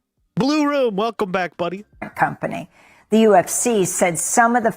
Cass, that's the kind of energy we exude here on the Gustx broadcast. Aesthetics attraction isn't sexual. Yeah, exactly. Fighters at the event would be paid in cryptocurrency stablecoins issued by the Trump family business World Liberty Financial. Sunday's event was screened exclusively on Paramount Plus, the ultimate twink, which is run by Trump ally David Ellison. Not him. Meanwhile, the Trump administration's approved Paramount's $111 billion bid to acquire Warner Brothers. On Friday, the Justice Department's antitrust division said it had seen no evidence that the media mega merger would harm consumers, writing instead that the deal would, quote, increase competition across the media and entertainment ecosystem, unquote. If completed, the merger would they got paid in Trump bucks. consolidate two major welcome back, Ratatos. How you been? Long time no see. Movie studios, two top streaming services and news outlets, CNN and NBC News, as well as HBO, all under the control. Sure.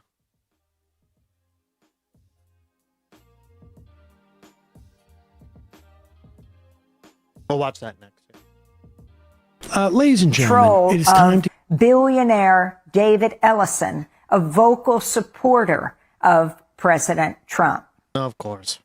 And in Washington, D.C., an exterior wall of the John F. Kennedy Center for the Performing Arts remains covered by tarps after a federal judge ordered Donald Trump's name be removed from the building. The judge had given workers until Saturday at noon to remove metal letters marking Trump's name from the facade of the towering marble. Honestly, guys, that must piss him off so much. He must be so upset. JFK looks kind of like one of my cousins that still carry that heavy Irish genes, so I have never thought of him as handsome. Well, I mean, in the video, in the videos that, or sorry, in the documentary that, you might change your mind. I'm not saying you will, but you might change your mind when you watch the documentary we watched, because they like showed all these pictures of him, and you could just like see the women being like,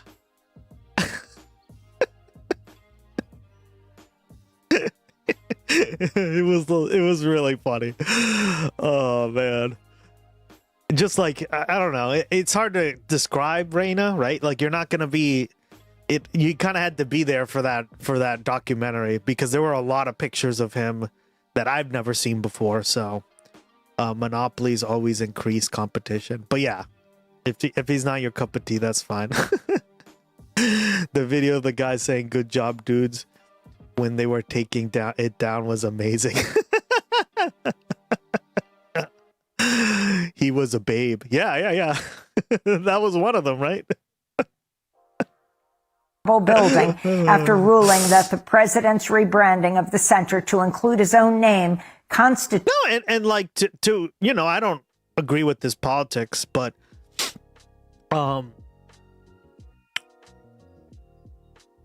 it's just funny to see like how different he was than people today, right? Like he basically like lied about his condition to get into the military and to like fight, and like the dude was literally like got shot, and his like little boat got, right, like that whole story was crazy. And he like took one of his like comrades and he swam like 4 miles to shore, remember that? And the guy literally can barely even hold his own back because of his Addison's disease, right?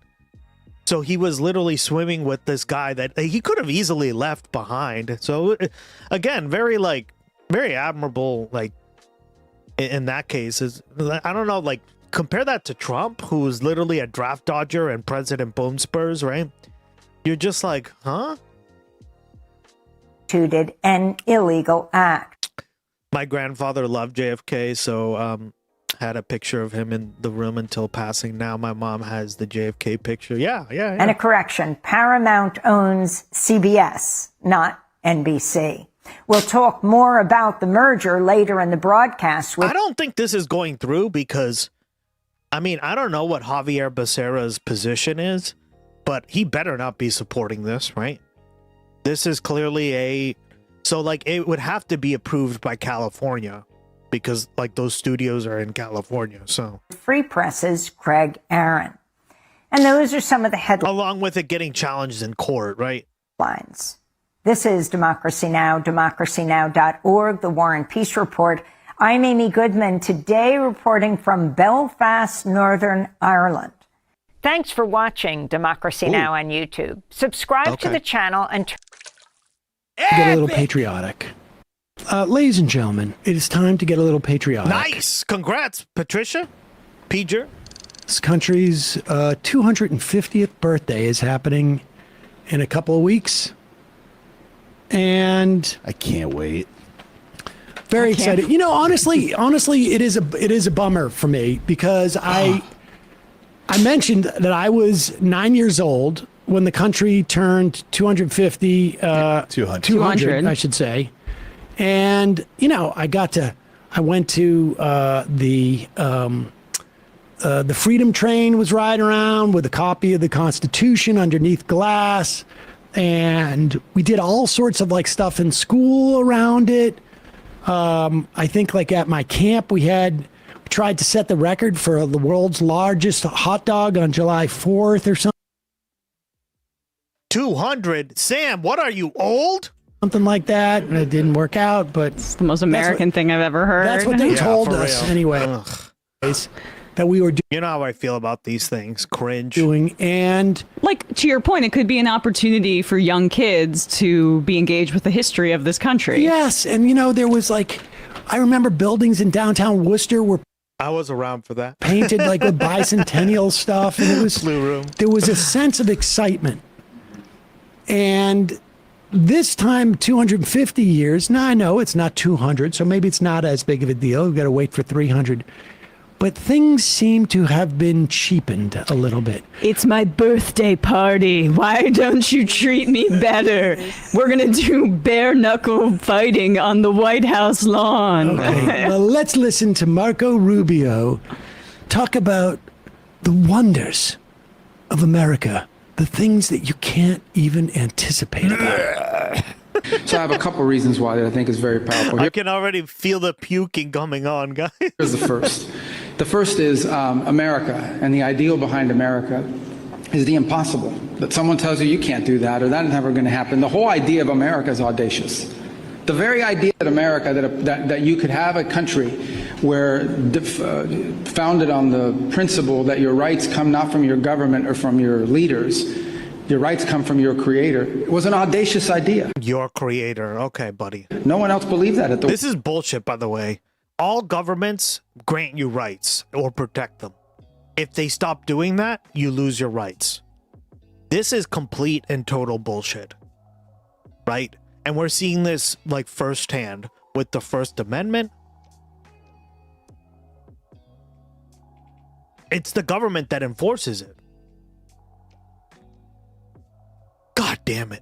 Just because you have a right to do something, the only way to enforce it, guys, right, in our current like political system is to go through the courts or have some sort of like elected official bring it up and actively like punish the person who has done the opposite, who's done you wrong, right? That's the only way to do it. This whole idea that conservatives throw around, and they always do this, by the way. They've been doing this for decades, right? Since before I was probably even born. But they essentially think, no. The great thing about America, guys, right? Joke there, right? Is that nobody gives me the rights. It's all through God, right? It's very much like a natural rights concept.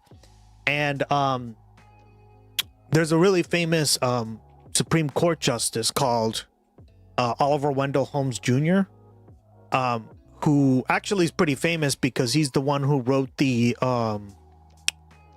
you can't say fire in a crowded theater or a crowded like stadium opinion. He's the one who came up with that concept.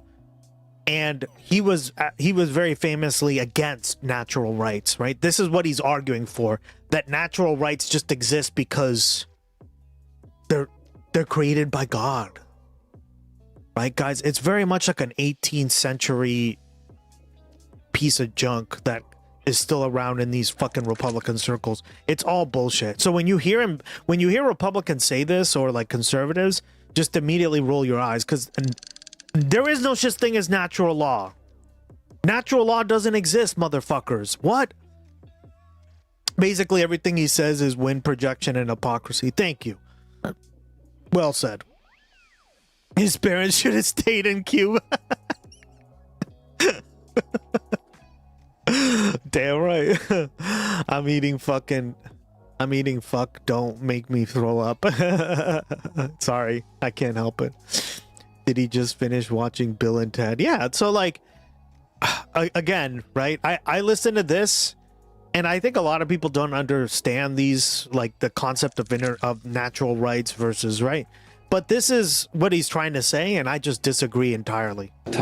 Wait, and hold that's on. the foundation. But Come from your creator, so he's just completely lying about the nature of the foundation of America. He's trying to say it was a Christian nation and its founding. But it's even more than that, right?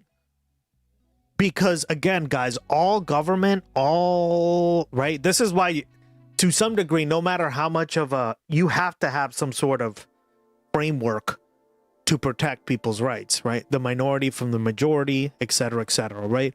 It's just like how that looks like is the room for interpretation, right? And what do I mean? For example, or the powerful versus the weak, right? In this case, like the police state versus, right? But when you don't have that, what ends up happening is you just have a police state.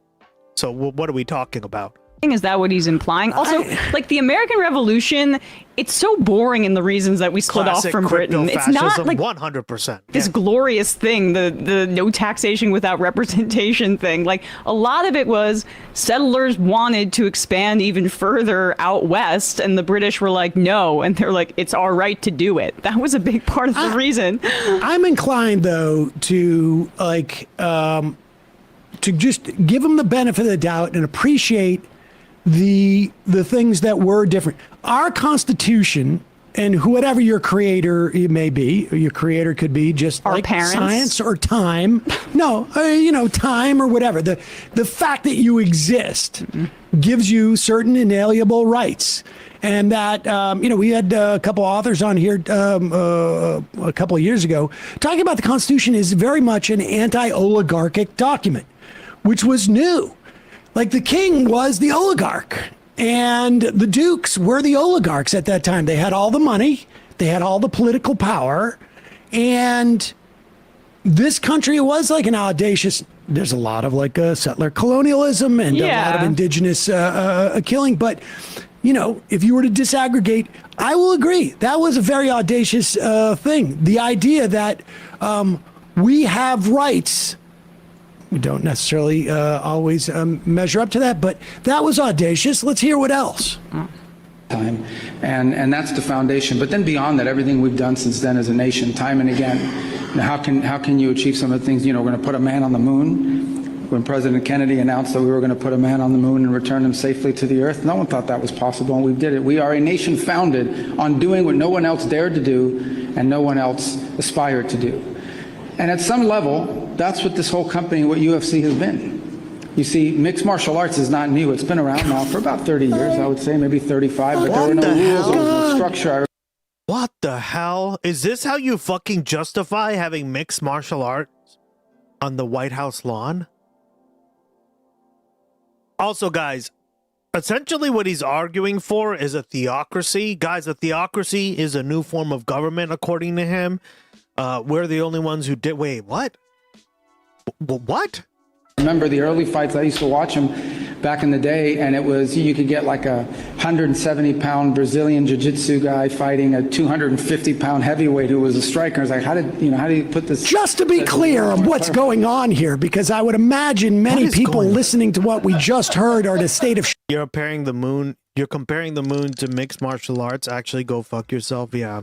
He's right about one thing. No one aspires to be like them. No one treats his people like they do. Yeah, true. True. Shock right now. I mean, if rights were given by God, that would mean all nations, people would have them. Correct. Right. And that's what Oliver Wendell Holmes Jr. Famously argued in his case. And throughout his whole tenure, right? He was very much against natural rights. Here, we'll play this real quick. We'll keep playing, but I think this is relevant to this, right? We watched a documentary on this, so exclusive content coming up.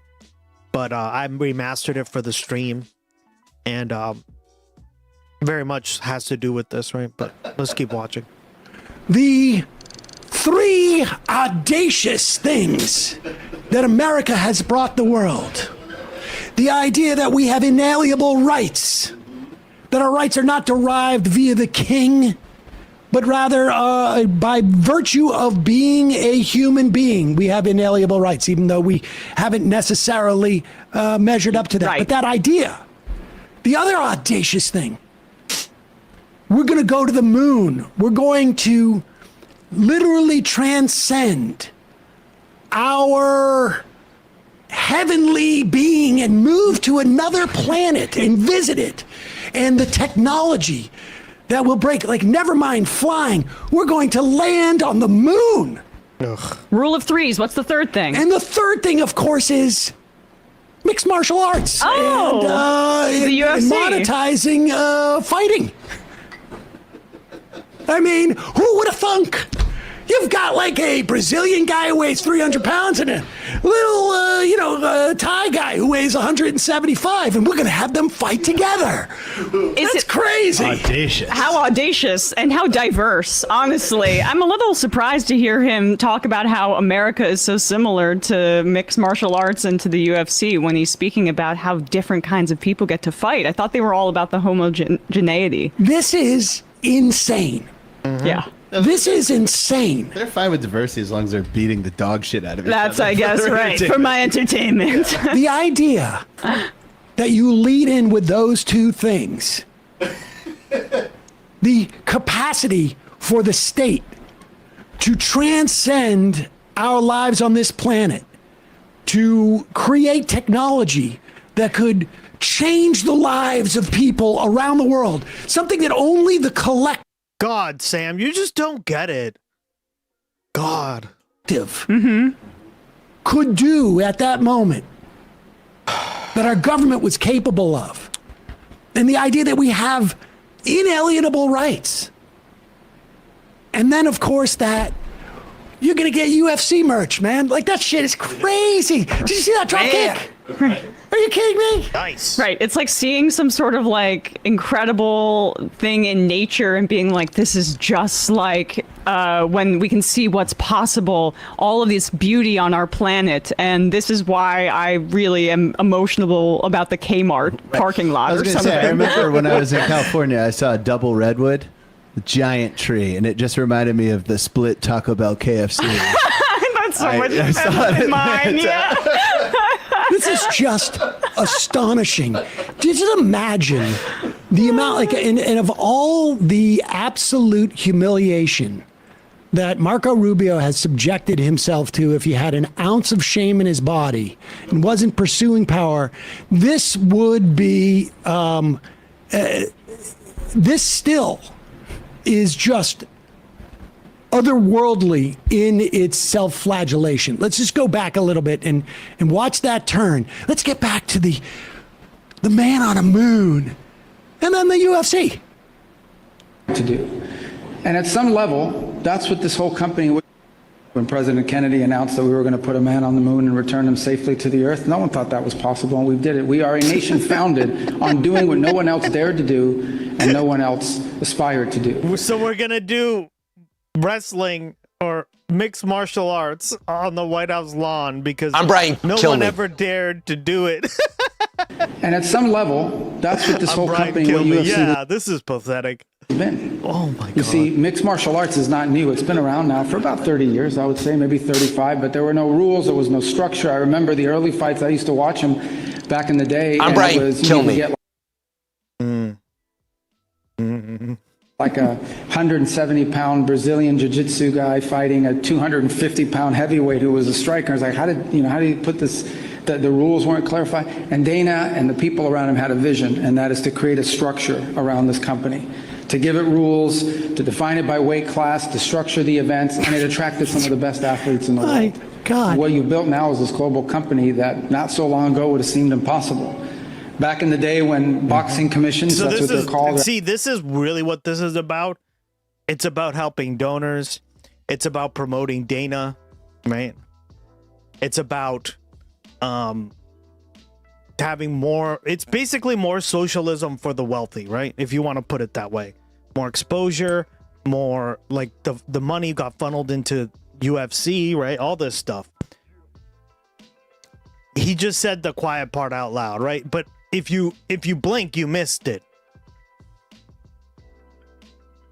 Athletic commissions were a little bit reluctant to give you permits to stage these fights or put on these events, or when no one knew what it was, you were able to plow through that. And today you have one of the most recognizable American sports brands on the planet. And in and of itself, I think reflects so much the American spirit is reflected. There was an early UFC fight where they were wrestling on the ground and one guy had his feet on the other guy's shorts, playing footsies with his junk. Damn. Damn. That's too funny. Where would I be without you guys if you didn't tell me this stuff? He's gotten so good at groveling and ass kissing, for real. It's about the moon, Gus. You have to go round and round and upside down.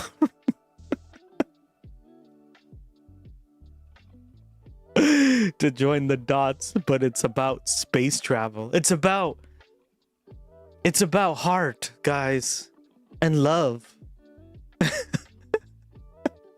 That's why we gotta hold a UFC fight on the White House line.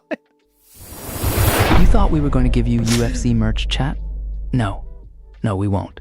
You will get Comcast merch only if you subscribe now. Make Gus great again. Subscribe to Comcast on Kick, Twitch, or YouTube, and get your free branded t-shirts, World Cup balls, and panties. We are rejecting any orders from Jersey Texan. Thank you for your attention to this matter.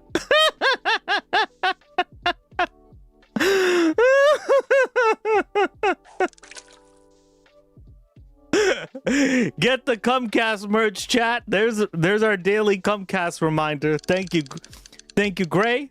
In the American, loved it. This American company. Here's the. You have Taco Bell and you have KFC, and you would think these are two businesses that cannot be combined and have to be separated. But we had the genius idea to do a combination Taco Bell and KFC. For real. And this is what makes me think about the foundation of America. I hear a bald eagle cawing in the back. Quite literally, right? Yeah, it's so pathetic. Comcast is on Kick. Yeah. We just started streaming on Kick. I was talking to Thomas, a friend of mine, and he said, yeah, like they actually do have like a left-wing community over there. Small, but it's growing, so might as well, right? I can just ban any fucking right-wingers down there if they get too Nazi-like or whatever. I don't know, right? Whoever comes in there, whatever. Ground. But so far, it's been okay. I think about George Washington, and I think about the suffragettes. And I think about Tom Sandoval from Vanderpump Rules. Rule of threes. Hester writes, I cured cancer, I climbed Everest, and I took a shit. I mean, I just like this is just so astonishing to me. Both things he's talking about are inherent to the nation, and then he just talks about a company who managed to go global because they were able to essentially deregulate the idea of two people beating the shit out of each other. Well, also, Trump is instrumental in sanctioning UFC fights, so it's a way to secondarily suck up to Trump. Of course. Yeah. The whole thing, its primary version is to suck up to Trump. You know, this is the thing. This is why we are so much better than any other civilization at time, because the Romans were never able to make the tiger in the Colosseum with the slaves international. They couldn't bring it international. They could just keep it. Maybe. Okay, we'll put a little Colosseum down like a Caesarea in Palestine, whatever. But they couldn't go international in the way the UFC can be. That is why we're here today on the 250th birthday of the country, with all its dreams and promise. It is actually, and the more I think about it, he's right. This is the most American company because they monopolized MMA. Union busting. They underpay their fighters, and they have no other outlets to go with which to fight. So, yeah. From the New York Times, Trump unveils UFC claw ahead of a cage match at the White House. Incidentally. Cage match? Just say that again. Say cage match at the White House again. Well, a cage match at the White House, and I will also add that if you pay $1.5 million, I think, to Trump's electoral fund, you will get a VIP box for this cage match. Wow. Again, what from the deal. New York Times, Jack Posobiec, the right-wing commentator, best known for spreading the Pizzagate paranoia. Yep. He's also the one who dug up my tweet back in the day. Stood with a White House official next to the octagonal ring. down in the nexus of the claw and looked around in awe. Quote, "It's literally Vegas," Mr. Posobiec said excitedly. "Vegas is in D.C. now." Wow.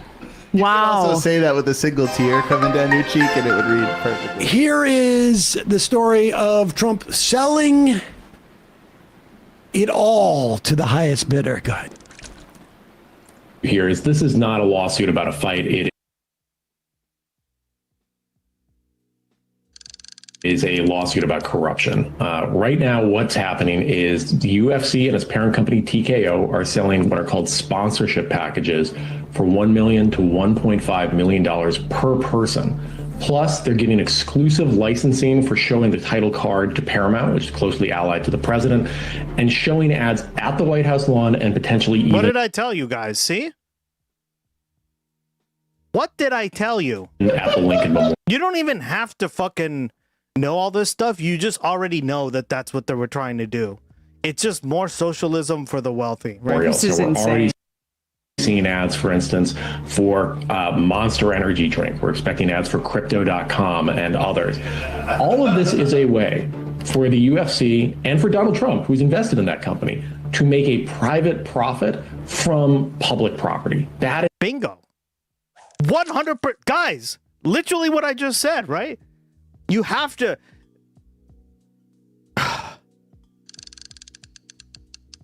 I thought we weren't socialists in this country. Wow. But you know, all the socialism we do for corporations and the wealthy is ridiculous.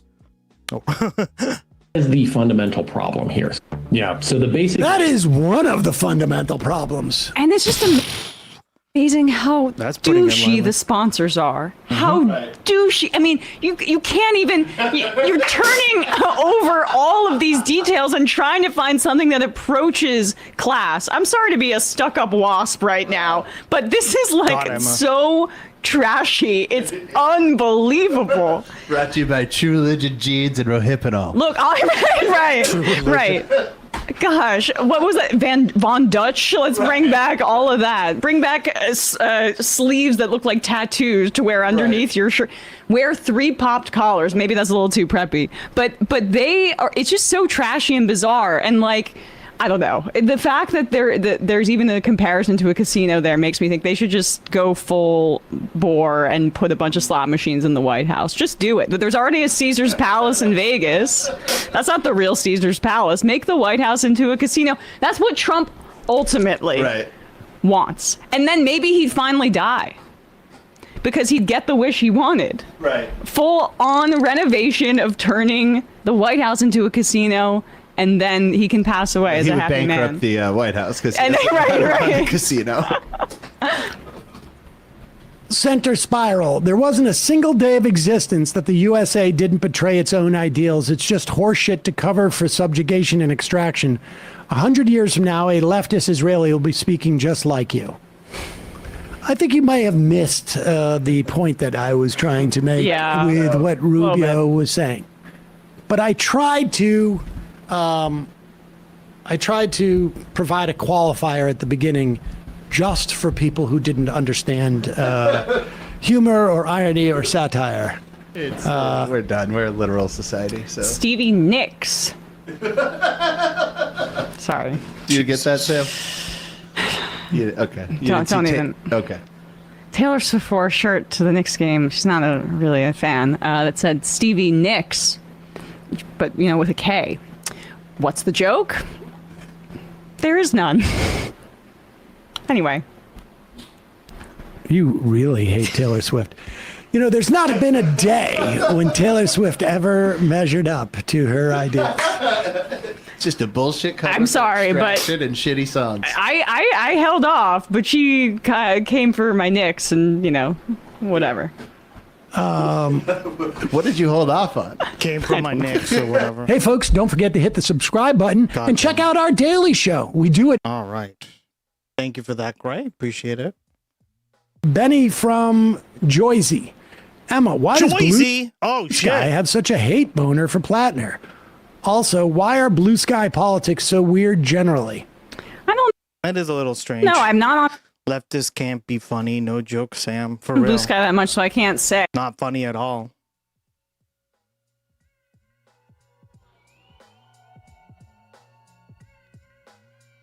No.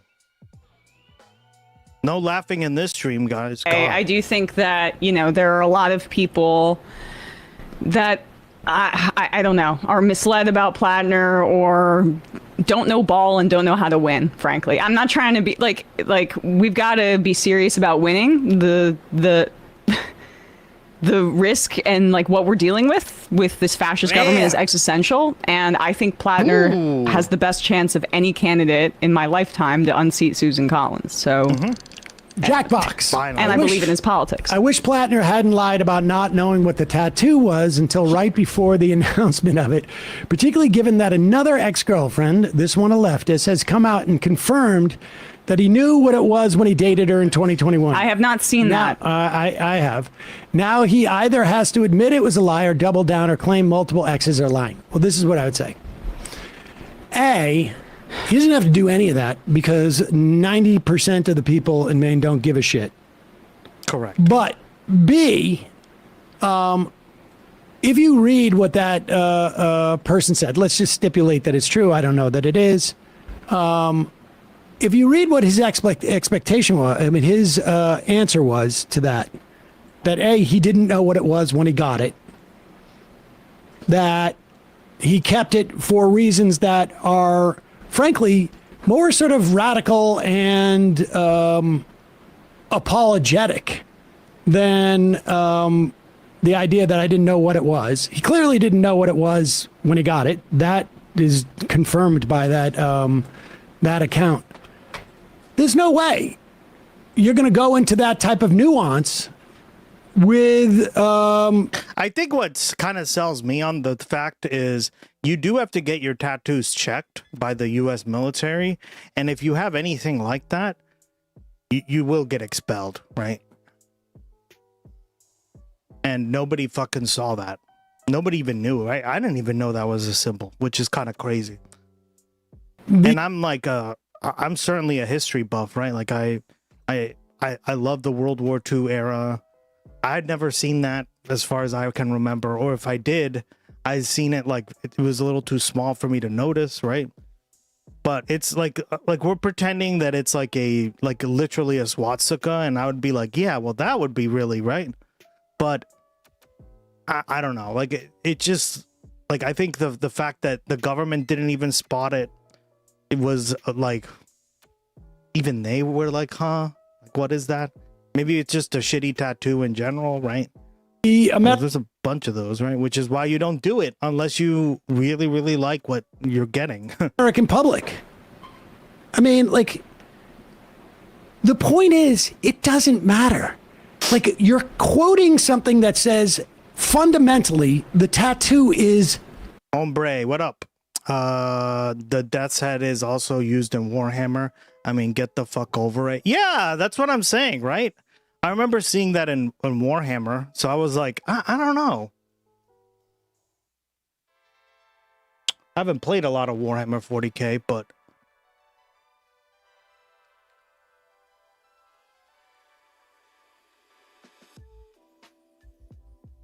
yeah, that's what it looked like to me, right?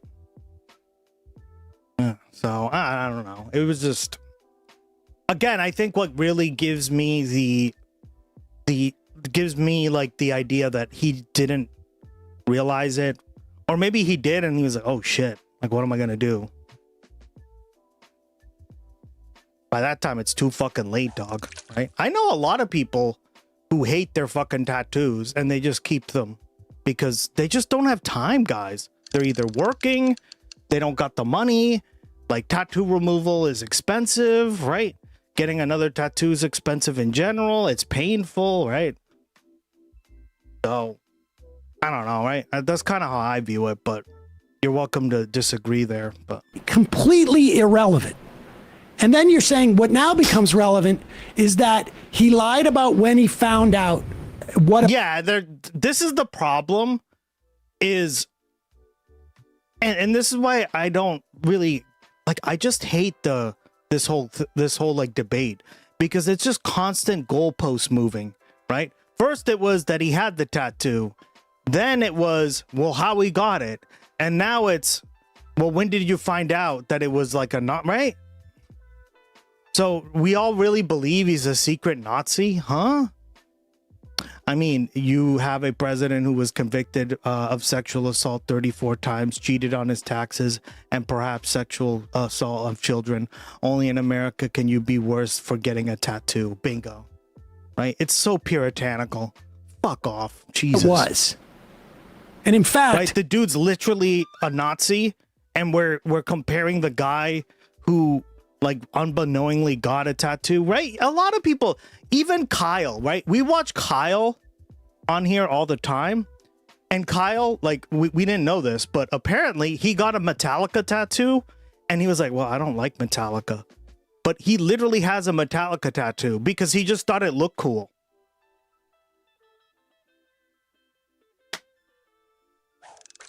Pretty dumb, but it's literally the same concept, right? Well, obviously Nazis are way worse, right, than Metallica. I'm not gonna lie there, but people do that all the time, guys. Unfortunately, it's like, this is why you don't get tattoos unless you absolutely know what the fuck, right? My friend and I were talking, and she was like, the amount of people that I've seen with like fake Chinese like letters or like Japanese characters on their bodies is hilarious. Like, it's either gibberish or it's just like fuck you, or it's something really stupid that doesn't make sense. Is hilarious to me. So like, this is why you don't do that, but people are so impulsive about getting tattoos. And you know what? I don't give a shit. At the end of the day, if you want to get a tattoo that says fuck you in Chinese to yourself, go right ahead. Okay? I don't give a shit. I forgot even there was most of the time I got when I was 18. Yeah, okay, so the army should have known better, and the facts that they didn't is telling. For the same reason, it wasn't an issue for Hegseth's Iron Cross tattoos. They did nothing because they didn't mind it. They were looking for pentagrams and Arabic letters. Correct. Yeah, no, absolutely. I agree with you. Well, and like overtly Nazi stuff, right? Like if you had like a swastika, yeah, right? Stuff like that. Or like that kind of stuff, right? How you doing, Oxpecker? That kind of stuff I would see. But yeah, like, honestly, this just shows a lot about our government as well, how incompetent, right? So it's a culture of stupid, is what I'm saying, guys, right? Like, we just live in a culture of stupid. People don't know what the fuck they're doing half the time. The people who are in charge don't know what they're doing.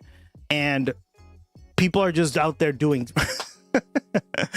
and they'll try next time and say the tattooist is a Nazi. Yeah, exactly, right? Viewer discretion is advised. New follower to the commune.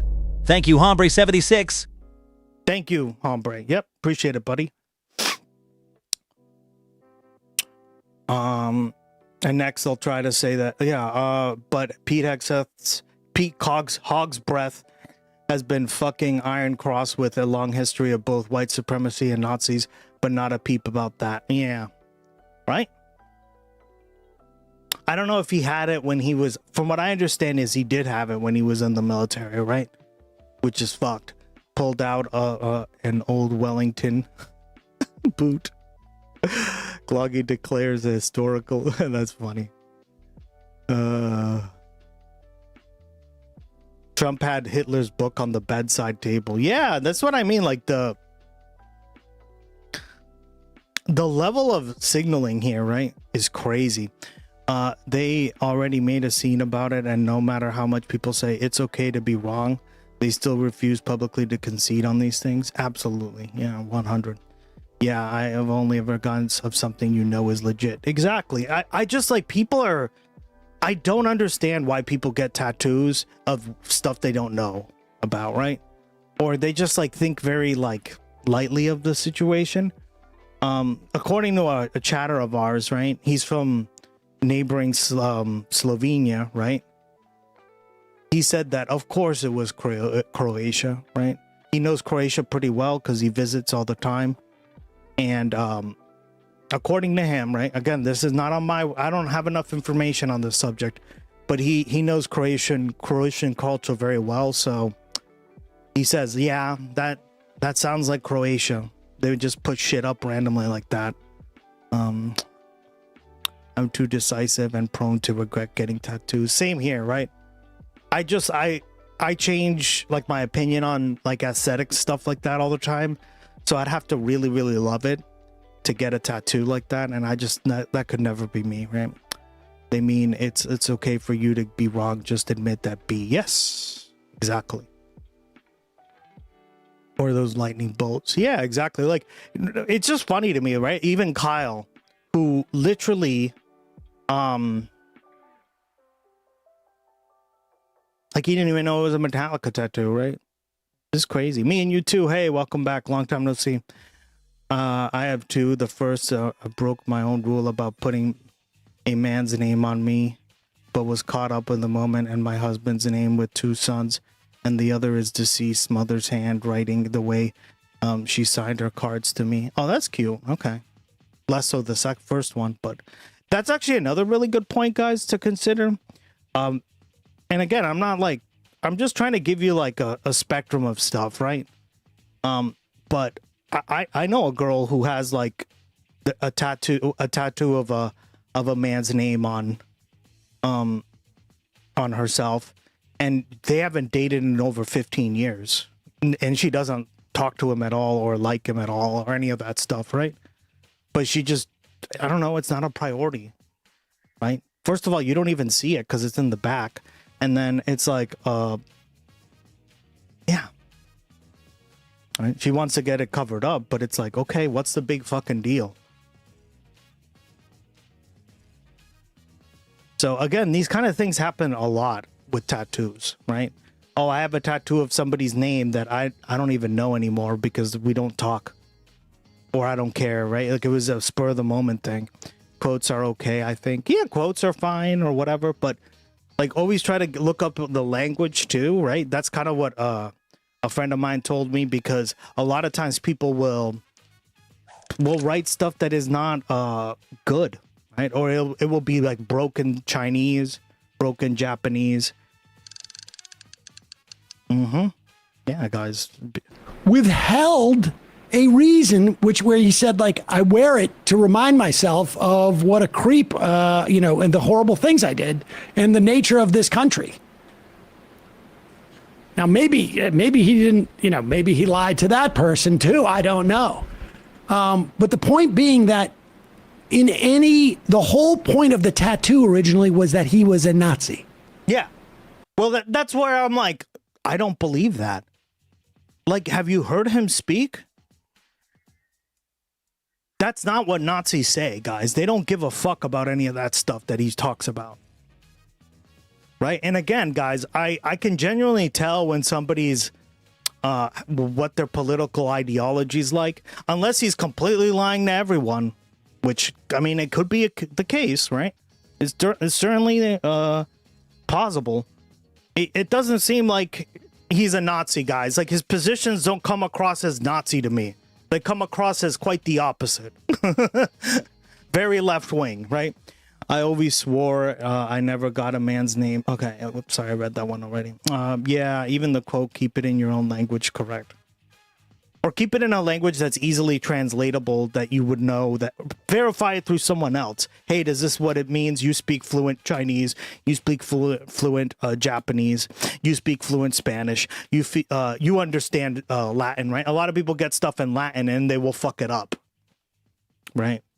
Either way, there's nothing we can do about it now. Yeah, exactly, Oxpecker. This is another problem, is there's nothing we can do about it now. Like, we're focused on the moment, which is, what are we doing now to improve the situation of this country? And like, the people who are literally like hammering and fisting about this are doing the opposite. Golden, uncommon. So I know, I'm sorry, right? And you know what?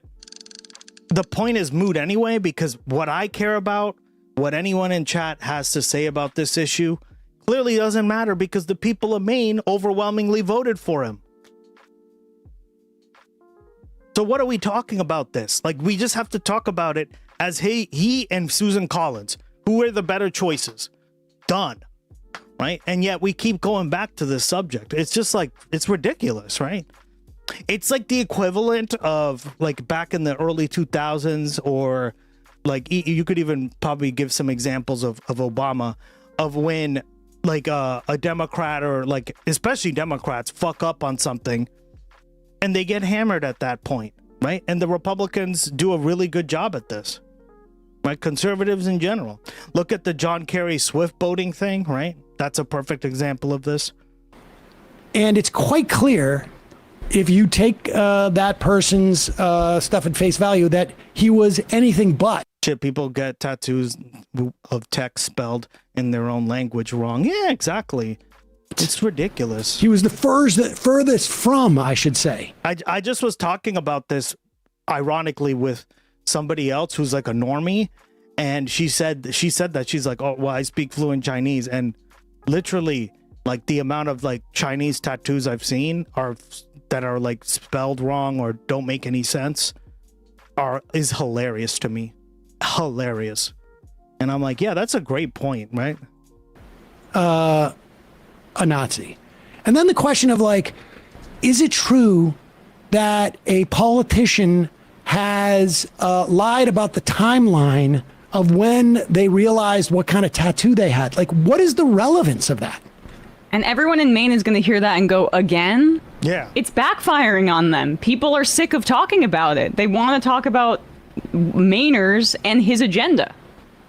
I mean, this is the thing that I don't understand. Is like, I get the idea, the argument at one point, like, this stuff may hurt him in the general election. Yeah, for real. But not anymore. All indications is that, no, it doesn't. Yeah. And then I get the like, idea what that, are like, we talking about? Like, at this point, it's like, guys, that's over with. Move on. He's already secured the nomination. Piece of evidence that he's a Nazi, but then if you dig like an inch deep here. Well, and that's what kind of is so interesting, is that he has a lot of communist posts, right? He talks a lot about how dumb rural voters are, right? None of that codes as a Nazi to me. Like, in fact, it codes as quite the opposite.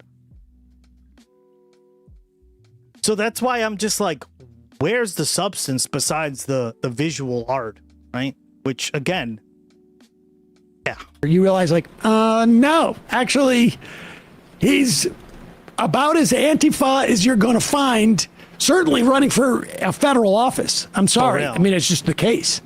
And then you're like, well, he's lying about stuff in his personal life, which may or may not be the case, but stipulating that it is, what is the fear that he's hiding what? Like, I gotta be honest with you, I don't care. I don't care. Like, if Joe Biden told a story that wasn't the case, I don't care. If he does the policies I want him to. Like, that's why I think Maine voters are rejecting this. That's why he got more votes in that primary than any other primary election we have seen in Maine, is because they don't care about that. They're listening to what his political message is. If you want to tell me that oh yeah, for real, Kensai. And that's what's so sad, right? Is that the Democratic Party would rather back Susan Collins, who has done far more damage to women and people around this country than Graham Plattner's fucking tattoo, right? Jesus Christ.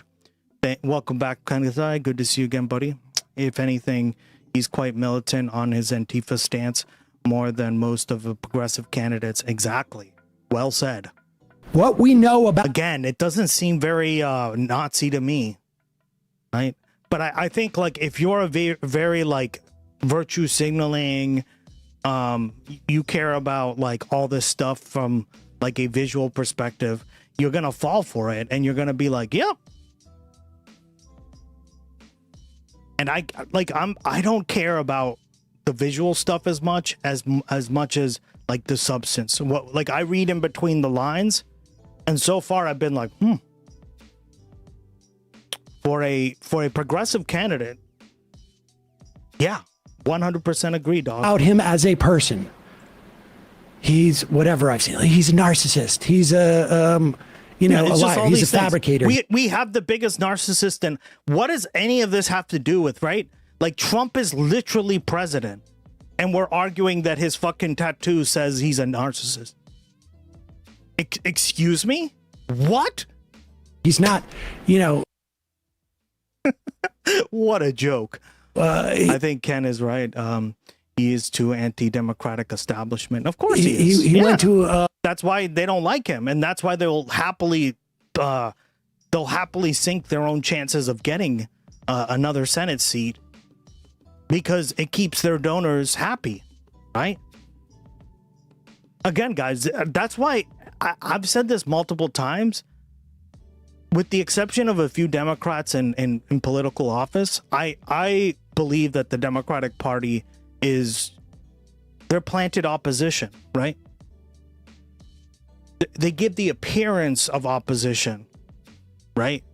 But it's really just a one-party rule, because the parties agree way too much on things, right? So that's why a candidate like Graham Plattner gets attacked like this consistently, especially by like corpo Dems, centrists, libs, right, et cetera, et cetera.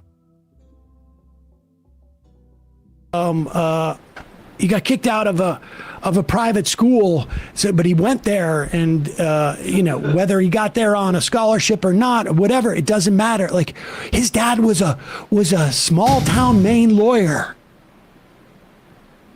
Who gives a shit? Mm-hmm. Take your favorite politician and tell me, like, Bernie wrote some stuff back in the day that was not terribly appropriate in today's parlance. You tell me the politician that you think is who you're judging on the same way. And in the internet age too, as well, like the other stuff about planet, this is just going to happen more and more often when people have digital footprints.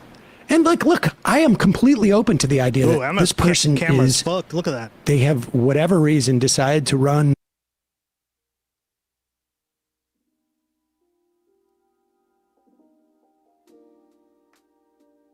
There's an inordinate number of narcissists in politics. It goes with the territory. Well, that's what I'm saying. Like, so what? We're supposed to believe that a Nazi tattoo makes you a narcissist even more than Donald Trump? As far as I know, Donald Trump doesn't have a Nazi tattoo, and I would disagree. Huh? Like, what's the argument here? Under Trump, we can all see that the establishment Democrats are the Vichys of our government collaborating. Exactly. That's a great analogy, by the way. Because the Vichy France was just a puppet state of fucking the Nazi party, right? Well said, buddy. Well said. Yeah, the rape fantasy thing. Yeah, exactly, right? So, again, like, take it for what it is, and I'm not condoning it, right? I'm not going to sit here and be like, yo, it's okay to get Nazi tattoos.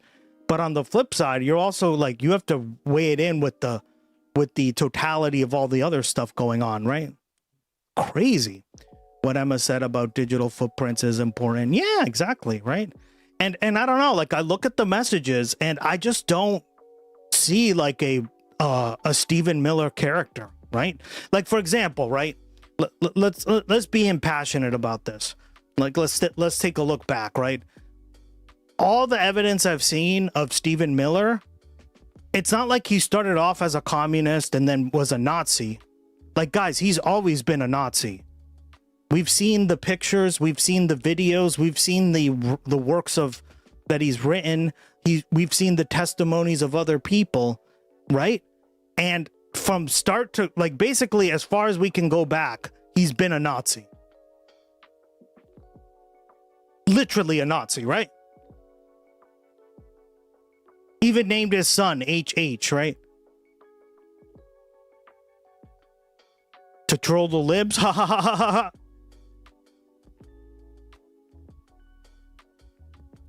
Oh, commercial time. Be back in 10. All right. Thank you for supporting the stream. X campaign but they're absolutely lying. But there was nothing in Kristen Sinema's past that would maybe there was, I don't know, that would lead you to believe that she would make this turn. I don't know. Fetterman, maybe there was definitely some indication, but I also think that we're dealing with a special case with Fetterman. Yeah. Him tacking to the center makes moderating in some fashion makes some sense, but the way that he's done it has been completely crazy. Rare. Do you want to play number 13 as an alternative here to Graham Plattner? Well, Susan Collins apparently has come out and said that she never promised that Kavanaugh had told her that he wouldn't overturn Roe v. Wade. Now, understand something.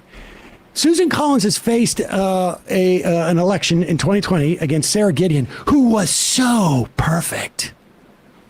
Sarah Gideon was so wonderful. She did say that. Because she had no tattoos and was very faithful to all her boyfriends. Right. When she ran against Sarah Gideon, Kavanaugh had not taken his vote on Roe v. Wade yet. He had been, so Susan Collins was the vote that got Kavanaugh on the Supreme Court. But let's go back to 2018, where Susan Collins is on the CNN program State of the Union and promising us that she has spoken to Kavanaugh and he is going to recognize the precedent that Roe v. Wade is.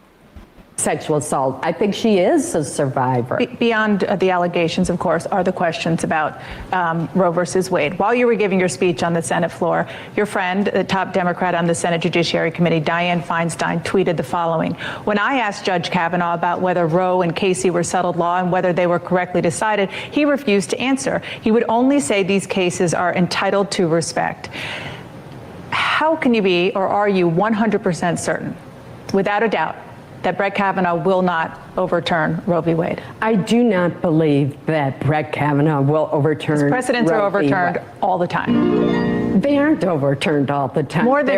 And listen to the standards that he put forth in his conversation with me, and also in the hearing. He said, "There you go, the deciding vote in crystal clear language, and yet we're supposed what?"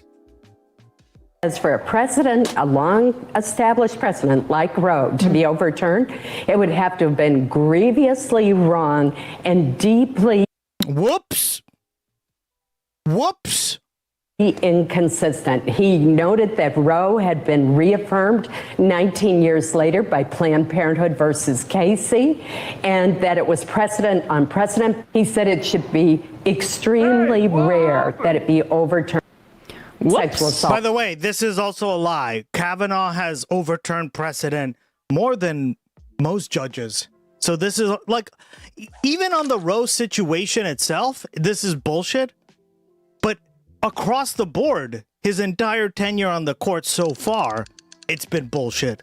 Because he's willing to vote, like he voted against the VRA, the Voting Rights Act. What are we talking about? And yet we're supposed to be like, but Graham Plattner's tattoo, guys. Oh, literally taking away the rights of African Americans, but Graham Plattner's tattoo. First of all, for fuck's sake, what a clown show. Got to point out, her health is in a very different place than it was in 2018. I mean, she looks and sounds so different. How is she? Like, that's on camera and on tape. Does she realize that? Like, she's now denying that she was told this? It's ridiculous. I mean, she went out there and made a big promise to women in Maine, men in Maine for that matter. I mean, everybody in Maine. And she was wrong. But she had to vote for Kavanaugh. Had to. There it is. I mean, look, The anti-Plattner stuff is largely, I think, just a function of people out of state. Certainly, there are people in state that are have issues with it, and we will see. But so far, there's no indication. Now, I know there's going to be a lot more stuff supposedly coming out and a lot more money that it's going to be thrown at it. I know there's going to be a lot more money thrown at it, but I have a feeling that any of the stuff that comes out is going to be very similar to the stuff that it is right now. And so... This guy is so funny. I just want to thank you for pulling this up. We forgot to play this yesterday. This is just a quick, this account on TikTok, or this is on Instagram, actually. Well, yeah, they did, and he's one of the deciding votes on that, right? That was my point, hombre. Senza Rules. I'll find his name after this, but good sketches on his account. Hold on, Okay, you gotta restart it. Instagram sucks. His name is Spencer Earl. And why does this matter, guys? Because a lot of times, right? Whenever a nomination fails, it makes the president look bad. It makes other senators actually less likely to vote for a senator or a justice who is going to be so controversial. So the next one they pick, right? Because that seat would have been filled, is somebody who's more moderate or has less of a paper trail, so you don't know what they're going to actually vote on, right? This is how a lot of Supreme Court nominations end up happening, right? So, for example, does everyone remember Robert Bork? He literally got borked, right? His name became a verb, right? And get borked, meaning his nomination failed, and he was very extreme on segregation, on voting rights, on anti-monopoly stuff, right? And because it failed, who did they have to pick? Somebody who was far more moderate, right? Anthony Kennedy, who was still way too conservative, obviously, but he did vote for the gay rights, the legalization of making gay rights legal in the country, right? Like gay marriage. So what are we talking about here, right? We could have had someone like that, which again, not my ideal candidate, but that was the choice, right? But instead, she had no backbone, and she basically was like, no, he's not going to do it. And we got someone more extreme. So again, this stuff matters, guys, right? Because even if you look at it from that perspective, we would have gotten somebody much more towards the middle, right? Because you can't have the legalization of gay marriage without Anthony Kennedy, right?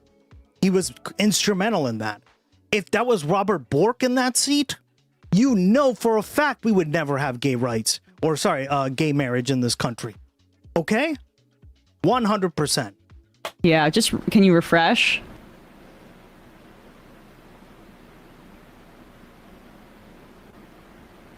And guys, there's a precedent of this consistently, right? Nixon appointed a lot of Southerners to the court, and many of them were just so extreme that they got voted down in the Senate. So what did he have to do? He had to pick people like Warren Burger, who was a conservative, but he's guys, without Warren Burger, we don't have fucking Roe v. Wade. We don't have, the Nixon appointees were the ones who voted overwhelmingly for Roe v. Wade. So again, this stuff matters. And the fact that we have to talk about this is huh? This is one of the key jobs as a senator. And she fucking failed miserably. Morally disqualifying. We cannot allow this kind of character. We need to hold our leaders to a higher bar. I'm just how is this relevant? How is this relevant? Why is this relevant? Let's not use the G word. Did Israel go too far? Perchance. May chance per chance. I think all death is like really bad. All death. All right, there's All more. death. It's like really That's complicated. good. That's good. You can check out the rest of his sketches. Wanted to give him a little plug. He did another funny one about all the different kinds of Democratic candidates that are running, and good account. Check it out. I love the near, not total, but the near 1-to-1 overlay between people who have a problem with Plattner and voted for Cuomo. Incidentally, Cuomo was accused of sexual assault. Oh, right. That's true. Yeah. He was. That's all I know about him. Right. I couldn't tell you one policy. Kind of his whole damn thing. Right. Hey, folks, don't forget to hit the subscribe button and check out our daily show. We do it every day at 12 p.m. Eastern. Most people don't even know presidential history. Yeah, but this is why it's important to know this stuff, because I do think it would have been different.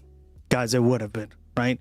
You would have had to get someone who's more moderate, who has less of a paper trail, as they call it, right? And they would have had to, they probably would have, look at David Souter, right? David Souter was an appointed Republican justice, right? And he turned out to be a liberal. But why did they pick him? Because the Senate was eyeing that seat like a hawk. Oh, you're 100% right. Yeah.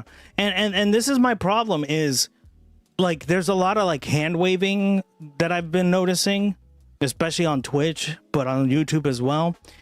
And that's not true, guys. Like, look into like how this has happened in the past, and you're gonna see this exactly happening, right? So, like, she just failed, and we're supposed to be like, oh, okay, well, it's not a big deal because it would have been someone else, when the evidence doesn't support that at all, right? All right.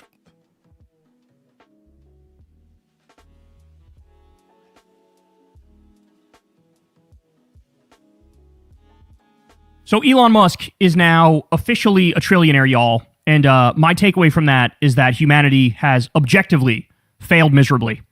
I actually was naive enough to think that the first time I heard the word trillionaire, I was naive enough to think like, oh, we'll never be that stupid and that self-destructive and that crazy to allow anybody to amass that much wealth. Because obviously that gives somebody way too much power, way too much wealth, way too much control, way too much power. And like, it just can't, we won't do that. Well, not only do we allow it to happen, it fucking happened with a whimper. I didn't see much pushback at all. The media didn't talk about it in the way that they should be talking about it, that this is motherfucking egregious and should never be allowed. And here we are. So, first off, let me just say this. Do yourself a big favor, y'all. Go to YouTube. Education, education, education. That's the bottom line where we have failed our nation. Yeah. You could argue this has been a pet project of the right for decades now, right? You defund education, you make everything about earning money and neoliberalizing the entire economy. And there you go. That's how we get the situation we're in now, right? Type in Elon Musk more perfect union, and don't worry, folks. Collins is very concerned. She's very concerned, Kensai. They've done a number of phenomenal breakdowns about this guy. This ultimate. Right. And if you don't believe me, guys, like here, I'll play a famous clip of one of my senator at the time, right? Because he was my senator, at least when I was a kid, right? Because I never got to vote for him, but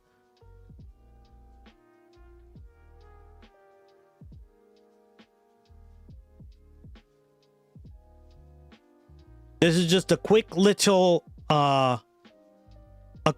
speech about Robert Bork. And literally, what is it? 50 years later, 60 years later, we got a Bork in there. I thank the chair and the majority leader. Mr. President, I oppose the nomination of Robert Bork to the Supreme Court, and I urge the Senate to reject it. In the Watergate scandal of 1973, two distinguished Republicans, Attorney General Elliot Richardson and Deputy Attorney General William Ruckelshaus, put integrity and the Constitution ahead of loyalty to a corrupt president.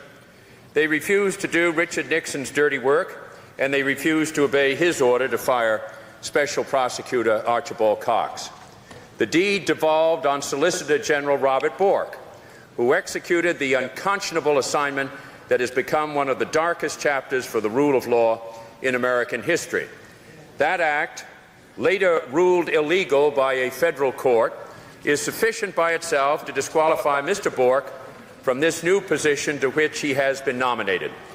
The man who fired Archibald Cox does not deserve to sit on the Supreme Court of the United States. Yeah. And literally that's who we have today on the Supreme Court, a political hack. Mr. Bork should also be rejected by the Senate. Who literally did something very similar, right? Like it's not one-to-one, right? Like it's not like he fired anyone, but he is a political operative. He's a hack, right? He was involved with the Brooks Brothers riot, right? In terms of like helping that side, right? He fought against that. He helped Ken Starr, right? That's what I'm saying. So what else? Didn't he vote in favor of granting the president immunity from all crimes? So in that case, it's almost one-to-one, right?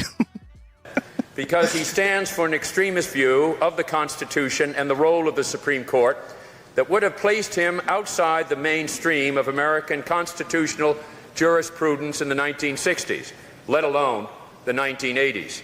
He opposed the Public Accommodation Civil Rights Act of 1964. He opposed the one-man, one-vote decision of the Supreme Court the same year. He has said that the First Amendment applies only to political speech, not literature or works of art or scientific expression. Under the twin pressures of academic rejection and the prospect of Senate rejection, Mr. Bork subsequently retracted the most Neanderthal of these views on civil rights and the First Amendment. But his mindset is no less ominous today. Robert Bork's America is a land in which women would be forced into back alley abortions.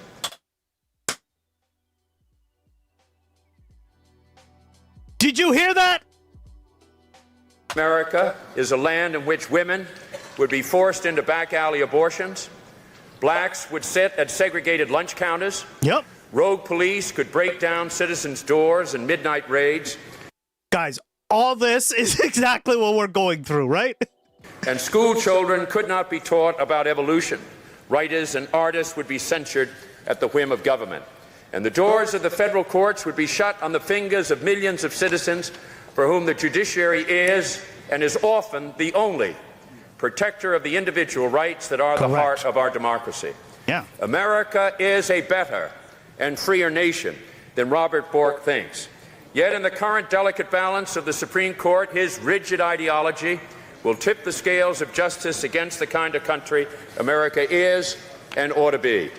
The damage that President Reagan will do through this nomination, if it is not rejected by the Senate, could live on far beyond the end of his presidential term. President Reagan is still our president, but he should not be able to reach out from the muck of Irangate, reach into the muck of Watergate, and impose his reactionary vision of the Constitution on the Supreme Court and on the next generation of Americans. No justice would be better than this injustice. I yield back the balance of my time. Wow, this aged incredibly well. Thank you, Ted Kennedy, right? I did not know about Ted Kennedy's game. Yeah. Yeah, and to be fair, he was one of the people who, if you were to say like one senator fucked over Robert Bork, it was him, right? But instead of getting another Bork, right? Or instead of like doing this, Susan Collins did the opposite. She said, he's not going to do that, I promise. Pinky swear. And now look, we're living through all this stuff. This is why I say, guys, the Supreme Court is incredibly important in this country. It's often not paid attention to, but it's important. Yeah. And there you go, guys. I rest my case. fucking fraud, scam artist, ketamine addicted Nazi prick. They have a great piece on exactly what happened to get him to this point. And I think one of the two things eventually happen. Either the wealthy will win and run everything into the ground, then will revolt or wise up and revolt, hopefully democratically. Either way, a reckoning will happen. The choice that is still before us is how bloody it will be. Yeah, I think it's bound to happen, right? But how it will look like, I don't know. And that one's titled, "We Uncovered a Hidden Wealth Transfer in the SpaceX IPO. You're holding the bag." So what they explain in there is the money that's in a bunch of people's retirement accounts in index funds, right? They put the money in there, you don't think anything of it. Give me the money, okay? Thank you, Anna. Oh, thank you, Raina.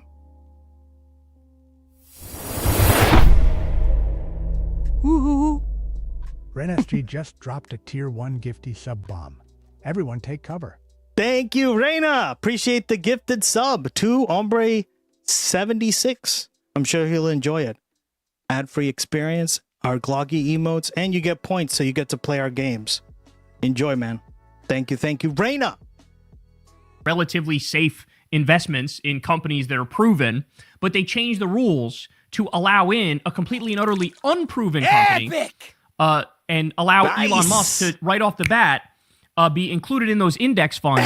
So regular people end up paying a ridiculous price to buy stock in SpaceX to pump up the value to make him a trillionaire effectively. So they actively change the rules to make working class regular people hold the bag and make Elon a trillionaire. So go watch the whole thing. It's only 12 minutes long, but it explains it all in perfect detail. And you'll see how this is yet another example of the Epstein-class billionaires literally rigging the system.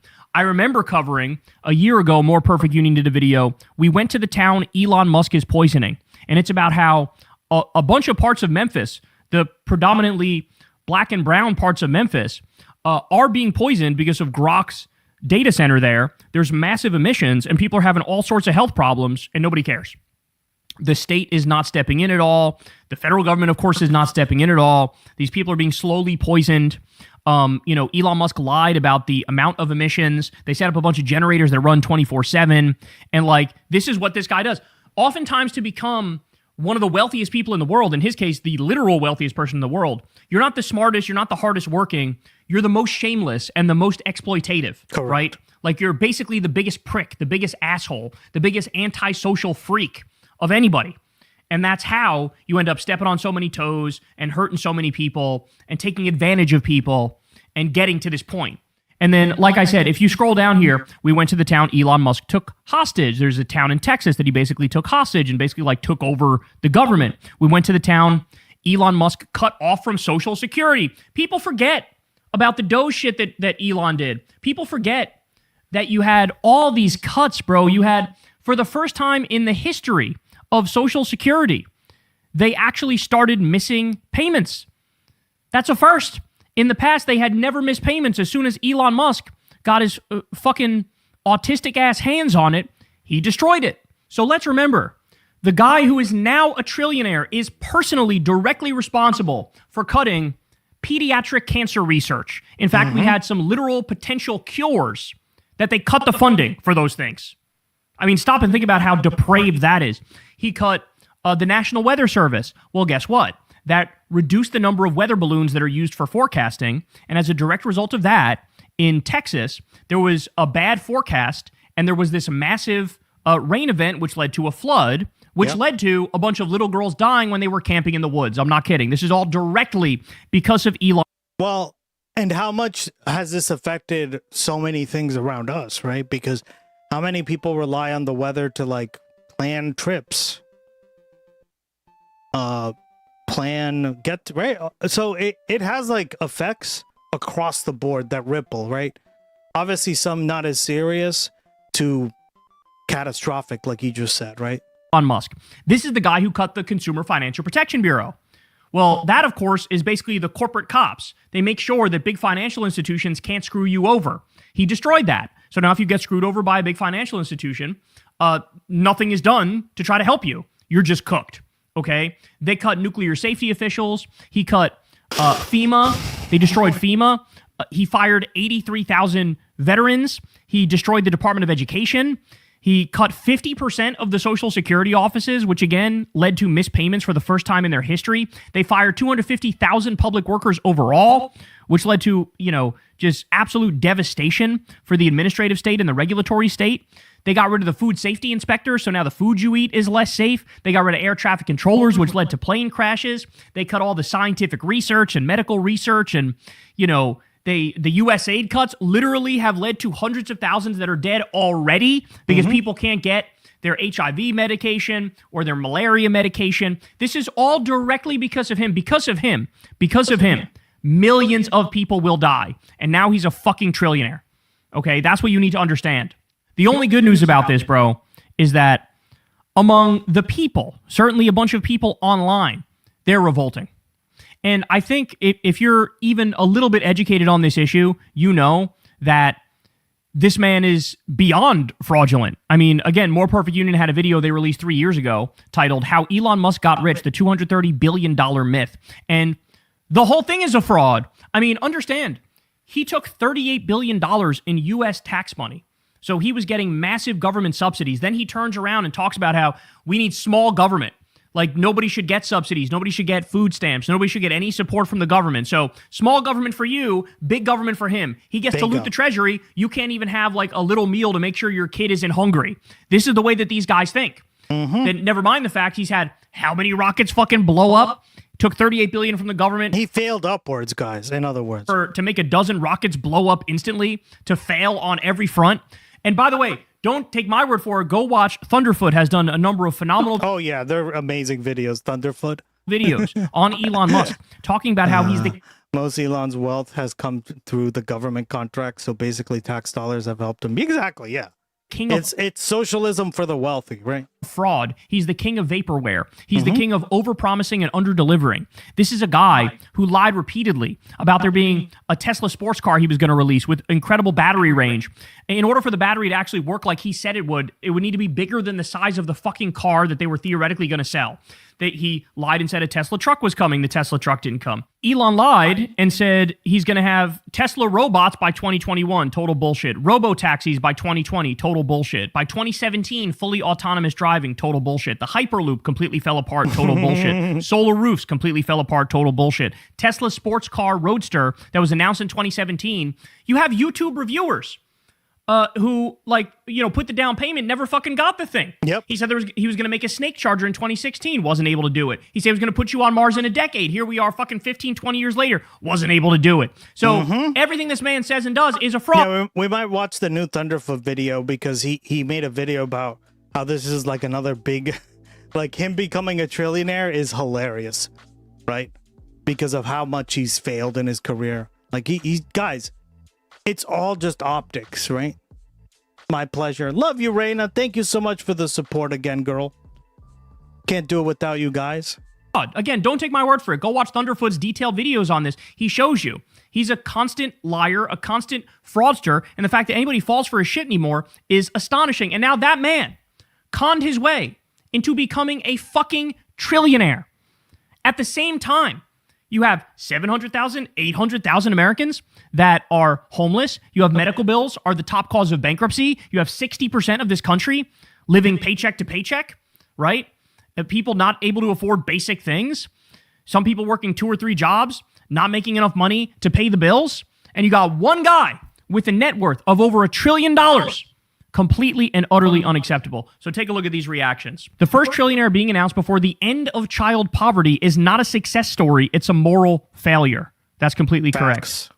Political Punk says, Elon Musk was given tens of billions in government contracts and tax breaks and was able to take a company that lost $41 billion and somehow become a trillionaire. You will pay Social Security your whole life and they'll tell you it's an entitlement when you try to collect it. Exactly correct. If you spent $1 million every day since the birth of Jesus, it wouldn't even... Yeah, never fall into those traps, right? Where they call it an entitlement. Guys, you pay into Social Security. We've talked a lot about this on the stream.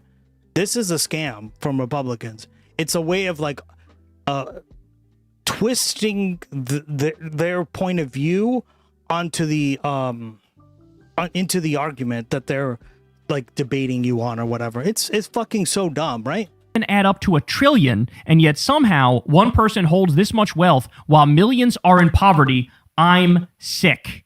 They changed the law so we could steal from your parents' retirement accounts to do this, by the way. That's exactly right. Go check out that More Perfect Union video to get the specifics on that. Steve Ferguson, this old right-wing idiot, says, Elon isn't stealing from me. Illegal aliens and welfare grifters are. And Evan responds, the guy who has all the money isn't taking anyone's money. The people with no money are. Yeah, I would want to get inside the mind of a right-winger for like 30 seconds just to... Chat. That's fucking awesome.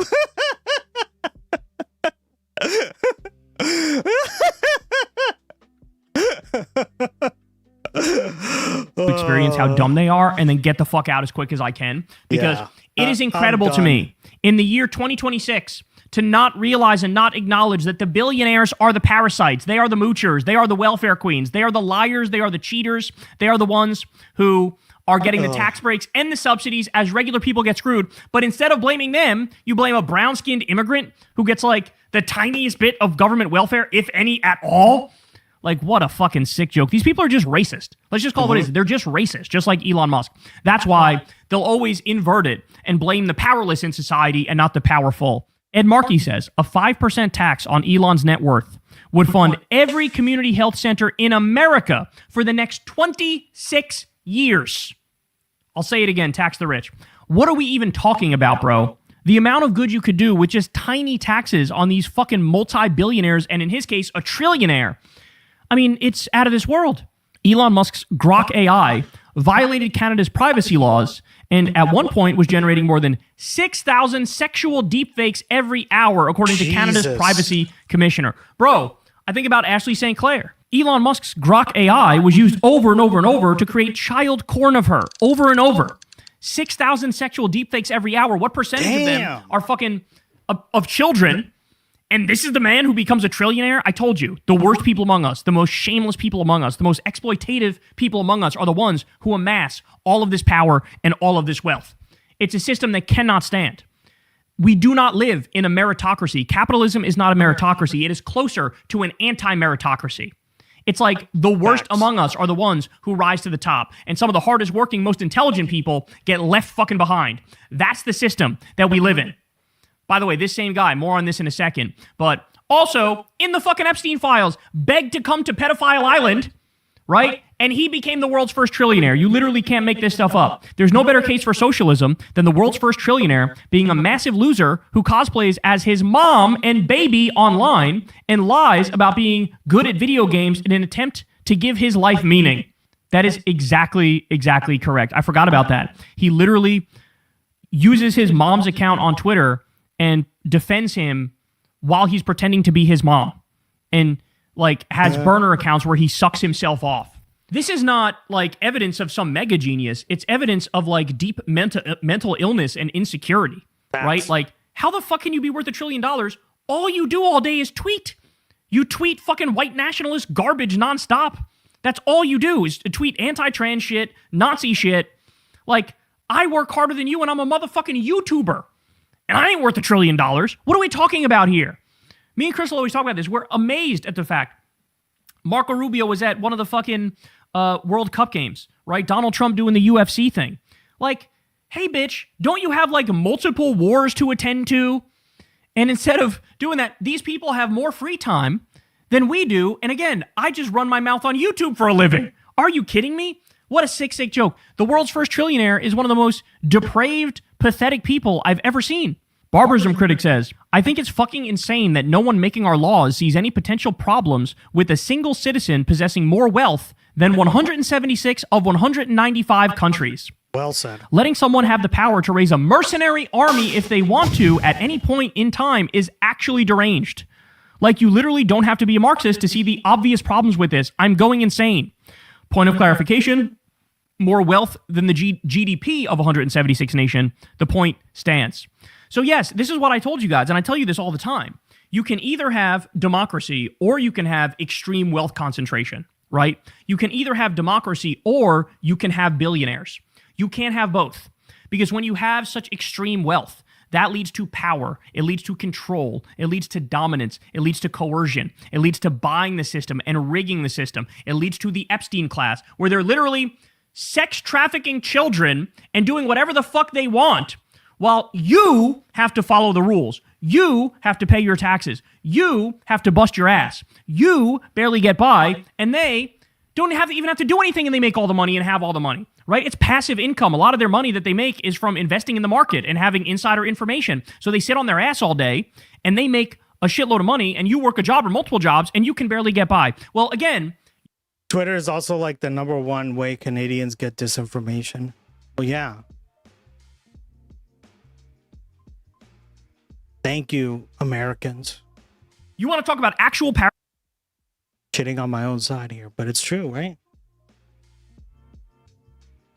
Parasites, you want to talk about actual welfare queens? Let's talk about the billionaires and the trillionaire Elon Musk. I don't want to hear about fucking ban Twitter up here, immigrants. yeah. I don't want to hear about anybody at the lower end of the economic ladder who's barely getting. That's the tunnel vision of the poor and ignorant. They blame the poor neighbors instead of those who take the little they have but live in the gated communities they can't see. Yeah, well said. And it happens across the world, right? It's not just in the United States, unfortunately, because you see it throughout Latin America, right? Why is there a right-wing insurgency rise in political leaders?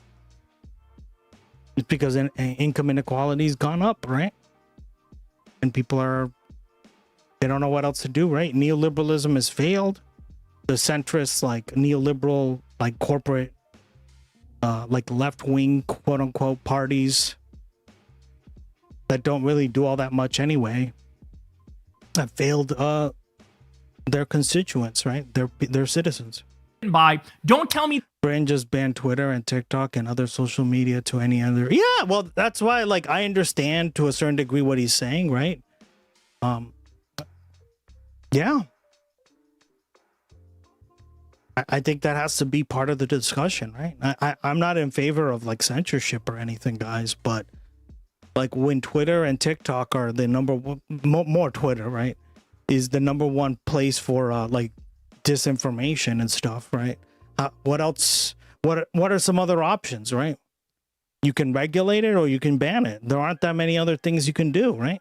that they're parasites when these guys literally make their money from sitting on their ass in passive income, right? They make money by having money and being insiders, being part of that club. Elon himself rigs the rules to make himself a trillionaire, and I'm supposed to be mad at a fucking immigrant who cuts the lawn? Get the fuck out of here, bro. It's so unserious. Okay, here we have an economics professor on MS Now. He comes out and says the following. 50 million in the American election. That was almost certainly enough to win Donald Trump the election. Trump's winning margin across the three swing states was only 230,000 votes. So you needed to switch 115,000 voters. If Musk's money, even if he was so inefficient, it cost $1,000 per vote switch. Musk's money won the election for Donald Trump. That's scary fact number one. We've already got an oligarch who put a billionaire in charge of our country. Let me blow you away with fact number two. This is where you need to understand the difference between $1 trillion, that's what the bloke's got, and $250 million, which is what he spent. It's not 1% of his wealth. It's not 0.1% of his wealth. It's 0.025% of his wealth. Musk bought one American election. That is so fucking How cheap, right? How cheap. That's how cheap of a hooker we are. Insane. That is so insane. You can't have it. You can't allow it. Every single penny over $999 million should be taxed at 100%. Agreed. We'll even send you a fucking plaque in the mail that says, congratulations, you won at capitalism. It's like a golden play button from YouTube. Congrats, you won. But I don't want to hear a motherfucking peep out of anybody. We shouldn't even have billionaires, never mind a trillionaire. This is completely unserious. And by the way, he's just talking about buying the election in the sense that he dumped a bunch of money, $250 million, into Trump's campaign. But the fact of the matter is, and Ashley St. Clair said this, I'm not saying this, she said this, and she's Elon's baby's mother, right? She says, I got these weird ass text messages from him, bro. And in those text messages, he's kind of flat out saying, maybe I stole this shit. Maybe I rigged this shit. How did he have the answer to what happened hours before anybody else did? By the way, that's also validated by Joe Rogan, right? Joe Rogan said, hours before it was called, Elon goes, it's done. It's done, Donald won. And he got up and left. That's what happened. And so we already knew. Don't take my word for it. You go watch my interview with Greg Palast. He came on Crystal Kyle and Friends, and he says Kamala actually won the election. But he bases it off of the ballot spoiling, the ballot purging, the Jim Crow tricks that were used, the fact that Republicans really put their thumb on the scale to get Trump across the finish line. He actually rejects that Elon used computers to basically steal the thing. But Ashley St. Clair was flat out saying that Elon was functionally admitting to that, right? Now, I don't know if it's true, but the fact that this is the guy who is now the world's first trillionaire when he should be in fucking prison for his endless crimes. Endless crimes. This man flouted one of the most basic principles of what's supposed to be our democracy. This man went around Congress. Congress is supposed to, they have the power of the purse. They decide where the money is spent and then is carried out. And he got in between that and said, no, I'm overruling Congress. We're going to violate the Impoundment Control Act. I'm going to do whatever the fuck I want with this money. And Trump basically said, go crazy. Go crazy. I'm going to let you hack into the Treasury, loot the Treasury, take the money, do whatever the fuck you want with it. He had a team of 22-year-old ketamine addicts with him, all hopped up on Adderall and ketamine, basically committing crime after crime on a daily basis. And now this man is the world's richest man? No, man. No, we can't have this. We can't allow this. 1 million seconds equals 11 days. 1 billion seconds equals 32 years. 1 trillion seconds equals 32,000 years. That goes to show you the difference between a millionaire, a billionaire, and a trillionaire. Our brains are not capable of truly understanding how much wealth that is, bro. We're not capable. And instead of our government immediately cracking down on this, what they're doing is getting in bed with Elon. And not only are the Republicans, but remember Hakeem Jeffries, after the last election, he went to the AI tech oligarchs hat in hand and said, look, we'll represent your interests just as well or better than Republicans, so don't forget about us. This is how fucked we are. Yep. This is how much the oligarchy is running everything. iDescent says, I am 52 years old. I have been working since I was 15 years old. I have no savings, no retirement, and will never own a home before I die. And there is now a trillionaire. Do you sense the feeling, the bubbling feeling that people genuinely want guillotines now? Do you get that? That like Trump ran on Make America Great Again. But there's going to come a time where some flaming lefty runs on Make Guillotines Great Again. And when that day comes, they're going to win with 400 electoral college votes. Because this is completely and utterly untenable. If a monkey hoarded more bananas than it could eat, while most of the other monkeys starved, scientists would study that monkey to try to figure out what the heck was wrong with it. When humans do it, we put them on the cover of Forbes. Yep. Travis Aker says, Elon Musk trillionaire, Jeff Bezos billionaire, public school teachers. Can anyone help me get some pencils for my students? Elon Musk rode the... Or like,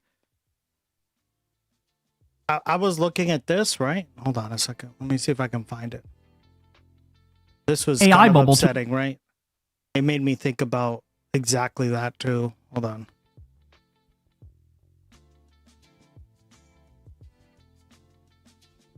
All right.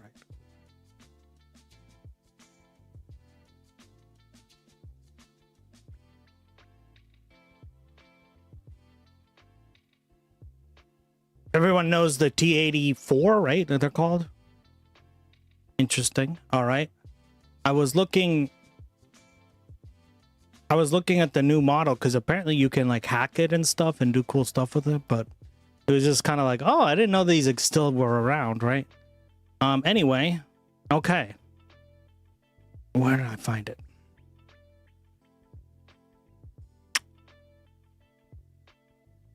Yeah, here we go. You can buy 10 of them if you're a certified teacher for 1,000. I saw it 1,500. These are refurbished. So can you just imagine as a teacher buying these for your students on a teacher's salary? This is ridiculous. And many teachers have to, right? Yeah, my stats class was basically a $120 calculator class. Yep. Same. Like, I had to use the calculator a lot. That's why I was like, wow, these are still around? But I guess so, right? It was only so long ago that I wasn't in taking statistics in class anyway. The U.S. biggest welfare queen. Thank you, Cass. Exactly, girl. The price of these things never went down like consumer electronics. Yeah, why are they so expensive, right? That's a great point. It's a frickin' calculator. You get one with a frickin' cell phone. And you can even download an app for $1.99 that has a thing, right? But the reason they don't do it is because you could hack your cell phone and it can you can basically cheat, right? These are like a little bit more secure, and that was like what the whole point of the video was. But I found it so interesting because again, it's like, who can afford this as a professor or as like a teacher, right? The teacher 10-pack for $1,500. What the hell is this, guys? Right? You can get an old school one for $900. What a deal! These are the old school models, right? The ones that with black and white only. Again, just mind blown at this stuff, right? And you would think, according to neoliberal theory and all this stuff that we've been taught from a very young age, the price of this stuff is going down, guys. What do you mean? A $120 calculator is going to cost $10 in the future. Come on. Yeah, right.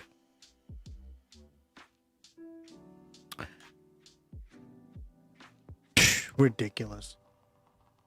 To achieve trillionaire status, SpaceX is marketed as a space exploration company, but it's really a shell for Musk's second-rate XAI, which was merged into SpaceX earlier this year. 94% of SpaceX's total addressable market is AI. Musk and co. aren't planning for SpaceX to colonize Mars. They're using it to bolster the value of their AI overinvestments, which they'll inevitably cash out before the bubble burst. As I said, all a scam. Jim Stewartson points out. Said. I forgot about that, right? Guys, Grok, like SpaceX bought XAI. How is that even legal? I don't know, right? They just did. So now we're essentially if you own a 401k or any sort of retirement thing, you are essentially forced to invest in AI, whether you like it or not. You're going to like it. I guarantee it. August 3rd.